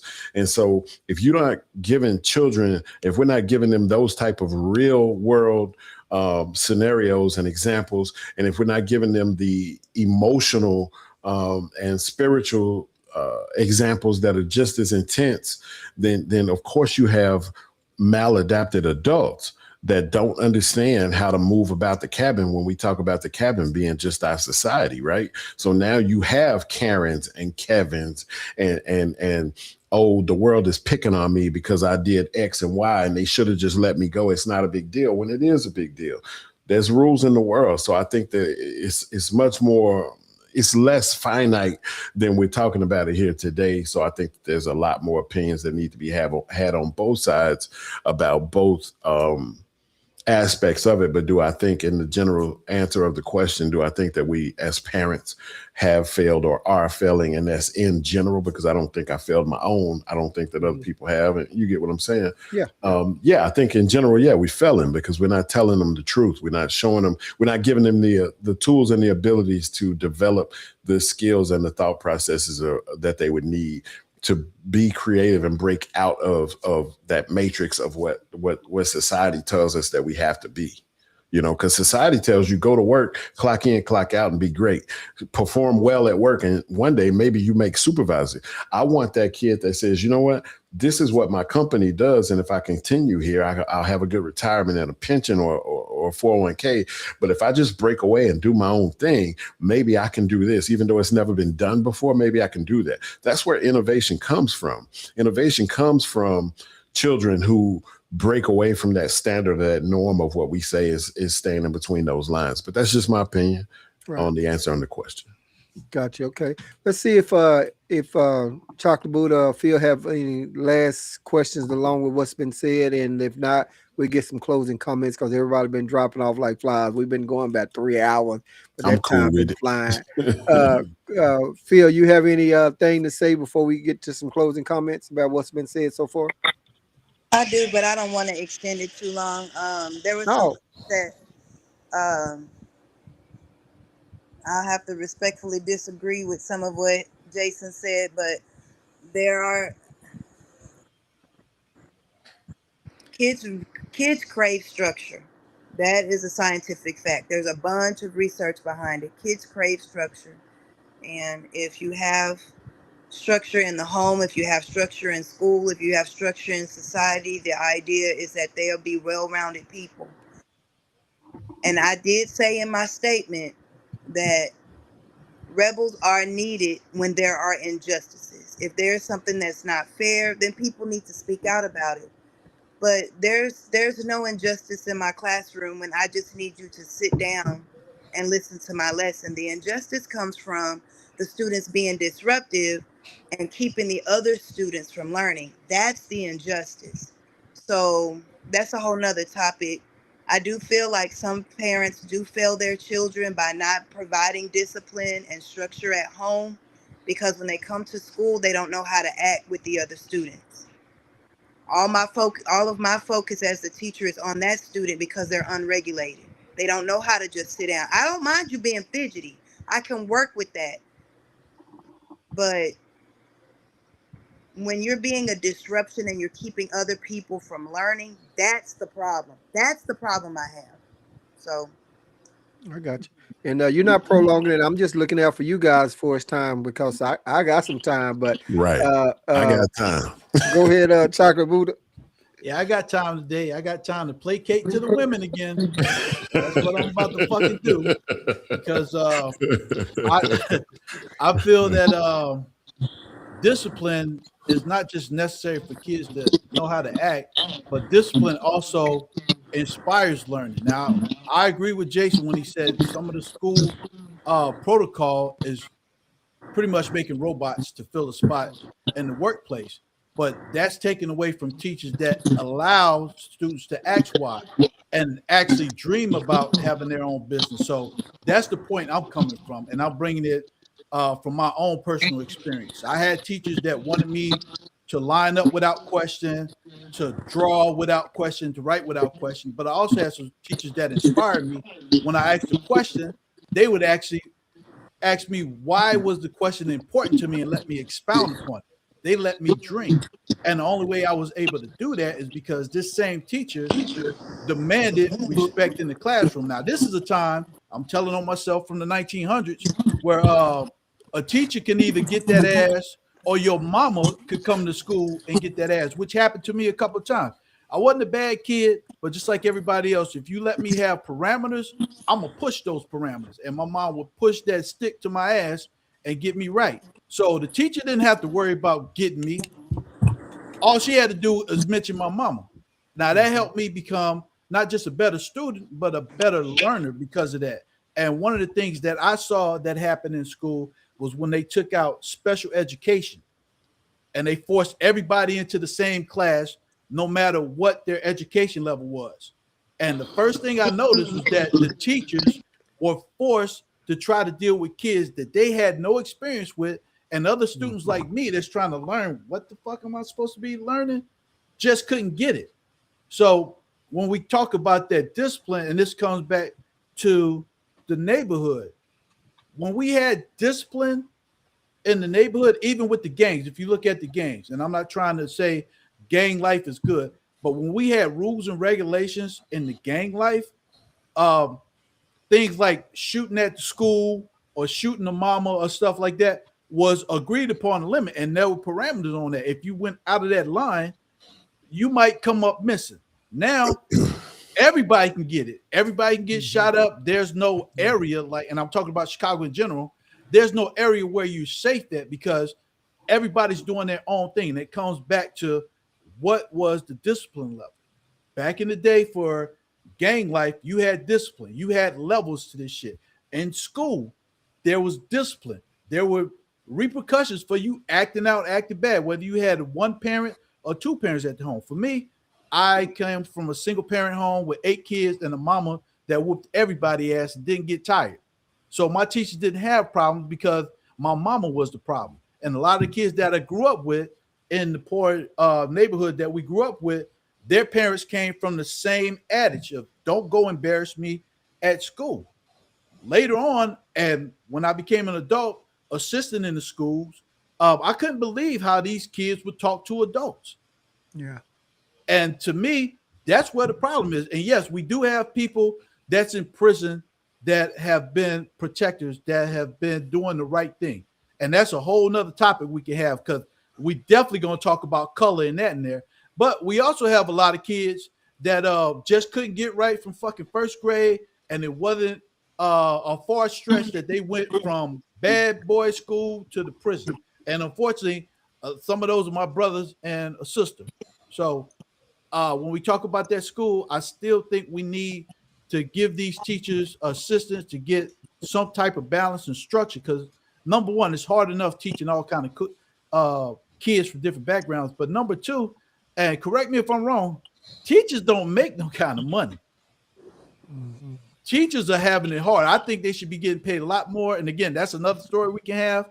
But yeah, I think they should be making more because they are the ones that are raising America's children. And no point was more stronger than when we had the COVID incident and parents was having a hard time because they couldn't send their kids to school.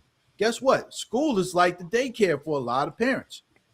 So I'm a strong believer in structure because of my military background. But when it comes to those school and some of them badass kids, I wish I could go up in there with a stick myself and whoop some ass, because some of them kids off the chain, boy. And my salute to all the teachers out there.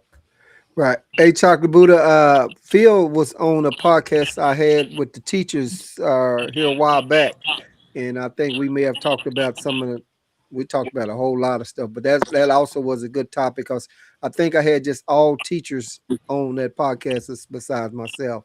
So if you ever go back to all of the viewers out there watching, I mean, you go back and you look at some of the old Wizzo Talk podcasts, the lives, or some of the videos, you'll see we cover a whole lot of everything. We talk about almost everything but sports, and that's just about the only thing we don't talk about on here. What's the Spurs score? 90-75. 90-75. Spurs. All right. No Hey, sweeping and, that. I wanted to say that Jason, mark your calendar. We're gonna try to get you and Sky on that 101 on the 17th. She agreed, said yes. So I'm only gonna have some questions, but that's gonna be a lot for you guys to work that out. But I'm just gonna set it up, Yeah. and She proved to me tonight that it's going to be a pretty much more difficult conversation than I thought we were going to have. yeah. I'd like to have a very intellectual exchange with her, but I don't know that I can get that. Yeah, I heard that. And before I come back to that, and also I'm going to work on the relationship one. I believe we mentioned that off in there earlier. So I know Pokey was wanting to get in on that PM. I know Phil wants to be. So we'll try to set that up. That'll be next month, because I'm kind of full for the rest of this month. Go ahead. And I want to point out, and I want to say it on here so he can watch it back. I love my man Seven, but on the next relationship podcast, I respectfully request that we pass on him on that, because once he say hoe and bitch a couple times, these women be on a whole different, and the conversation changes. And I want intellectual exchange, and I get it, but if that's gonna distract everything, then we need to do something different. Right. Gotcha. All right. I'll definitely keep that in mind. And he probably watched this. He had to cut off because he's got to go to work. I think like at 3 o'clock in the morning. So he got to get up out of here. I dig it. But Phil, did you have anything before I get ready to close? Did you have anything you want to say? Nothing. That can't wait till the next podcast. I'm looking forward to it. And thank you, gentlemen, for your insight. I appreciate you. Okay. Don't be giving your closing yet. I mean, but since you are ready now, so you Jason, Chocolate Buddha, did y'all have anything before I start on the closing comments? I just want to give a shameful plug for the next podcast about Man versus Bear. Okay. Oh yeah. Okay. Go ahead. It's gonna be fire. It's a one-on-one. Me and Big Poke. I know you out there, Big Poke dog. No, that's the Chocolate Buddha. It's not gonna be a one-on-one. Oh, okay. We're gonna have a couple people. That's good. I like the swing in the fight. I already got some people assembled for that. It's gonna be a full show. I got one more I have to reach out to, and then it's gonna be that podcast is gonna probably go longer than this one. And normally I don't put out the topics, but I put out that one for the people that likes to research and like to come with whatever their numbers and facts or whatever. But that podcast, that's gonna be some fire shit right there. I got Phil to thank for that. I'm not bringing those stats. I'm just bringing memory and these hands. Oh, we're gonna hand it out. I'm ready, and I'm on the opposing side of the line on you with this one. Hey, like I said, I'm bringing these hands. All right, cool. All right, so with that being said, let's get some closing comments up out of here, and then we're gonna get ready to end this podcast. It's definitely have been, woo doggy. It's been something. So with Phil, let's go and get you with closing comments of anything you'd like to close out on. This has been very great conversation, enlightening. I appreciate the different perspectives, and I appreciate it, and I'm looking forward to the next podcast. All right, that's what's up. We're always glad to have you on. I tried to make sure I adjust this time to 6:30 because I noticed sometimes you come on, you be driving, and I didn't want you to be driving. I wanted you to make sure you was already at home or wherever to come on. So we definitely can always do that. Jason, go ahead. I want to point out in that last little bit of 2-5 second exchange that just happened, that most men are concerned about a woman's safety. Gotcha. All right, then. We're going to talk about that. We're going to talk about that. We're going to talk about the what. Don't give it all away, Chocolate Buddha. Okay, Jason, come on with your closing comments. My closing comments for today. I'm happy that we got to chop it up, and we had good conversation, and we talked about some things again. If like the last part, that education part, where it's not right now is not the day to. It's so many angles to how that could have went, and certain comments are very broad, and I understand that they have to be. I am a little disappointed. I was hoping for a lot more relationship talk engagement, and we got hung up as a group. We got hung up on some things that kind of spoiled a lot of the time.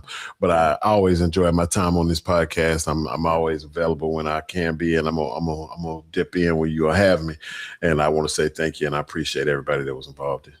Definitely. Yeah, I tried to end a couple of things in there, but man, the conversation kept going and stuff like that. But I'm gonna dedicate one to just wholeheartedly to just relationships, relationship topics and stuff like that, so we can get some answers and questions and different things like that. So, Jason, you I'm gonna go and say it now while Charlie Buddha's here too. Also, you guys are the ones that I have the most trouble working with y'all schedule, because your schedule fluctuating and be all over the place. And then Chocolate Buddha, he be all over the place. And then Chocolate Buddha was watching the last podcast, and shit, he was in the comments. He was ready to come in. But what I say about both of us, man, we top tier, man. We on the move. We got that motion. We got trying to get this money, put these bags against the wall. Yeah. No, most definitely. The next podcast, you have to subscribe to Wizzo Talk and make sure you click that notification bell so you'll get the notification. I have a podcast lined up on the 17th at 6 p.m. Central Time. And then the Man versus the Bear, I'm looking over my glasses, is on the 24th at 6 p.m. Central Time. So make sure you take due notice thereof and govern yourselves accordingly, as they be saying in the church. And so make sure you subscribe. So that's the answer to your question right there. Chocolate Buddha, what you got on them closing comments right there? Don't give away none of the bear stuff. You muted. Unmute. Chocolate Buddha, you muted. All right. Yeah, I was getting my gi tight, but I'm not gonna throw my moves until the 24th. But what I do want to say is that once again on Wizzo Talks, you've proven that we get together with opposing thoughts and views and experience, but somehow find an intersection through the conversation. So I really appreciate that, and I really believe for the community, we're proving what communication talks about. And before I leave it, I got to tell Jason, you're absolutely right, brother. We are top tier, and I'm not going to slide away from that. And women out there, say what you want about us, but have a conversation with us, and you might see what you're missing. So that's another conversation, because I know there's some top tier women out there. Phil, you're a top tier woman. I don't give a damn what anybody else said with the colorful language and shit. I'll take you with a scratch on you, but I'm already taking. I don't give a shit what they said. You're top tier to me. But I love this, and I love my people. And from the bottom of my heart, I really enjoy when I can make time and have conversation with y'all. This is like community. And again, like I said, from the first time I ever was on the Wizzo Talk, we need this more than anything in our community. Have that conversation and be brave enough to be wrong and different. Yeah, most definitely. And I want to thank all of the viewers for watching, whether you're watching it now or you catch the live, you catch the replay. Hey, I appreciate you wholeheartedly. And by all means, make sure you subscribe to Wizzo Talk. The link is in the description. And make sure you hit that bell, because whenever, so that way you don't miss out on the notification. And feel very proud of you, lady. And Phil got some fans out there already. Thank you. You never know here on Wizzo Talk where the conversation gonna go. We start one way and it go another whole direction just right quick. But the guys and the ladies be putting out some definitely some good info. That's why I have this adult conversation between men and women. And then that's why we have the barbershop talk also, because you never know what shit gonna go in that barbershop. We're gonna talk about everything but sports. That's my And we're shit. gonna talk about some real shit. Yeah, yes, So sir. with that being said, guys, hey, I appreciate each and every one of you. And until the next time, Jason, I see you on the 17th. Phil, I'll be sending you the message to see if you're available on the 24th. I will be. Okay. Thank you. I'm Phil, ready. listen, Phil, you know, me and you, we gonna bump heads like two football players with our helmets on. But I'm gonna tell you right now, he can tell you behind closed doors. I advocated. I say, listen, she brought this to us, and you don't have her lined up on that podcast. We need Phil on that podcast. Yeah. Well, yeah. I appreciate the advocacy. Thank you so much. Most definitely. He I look forward to definitely it. did. All right, that got you covered. With that being said, I am Paul Wizzo saying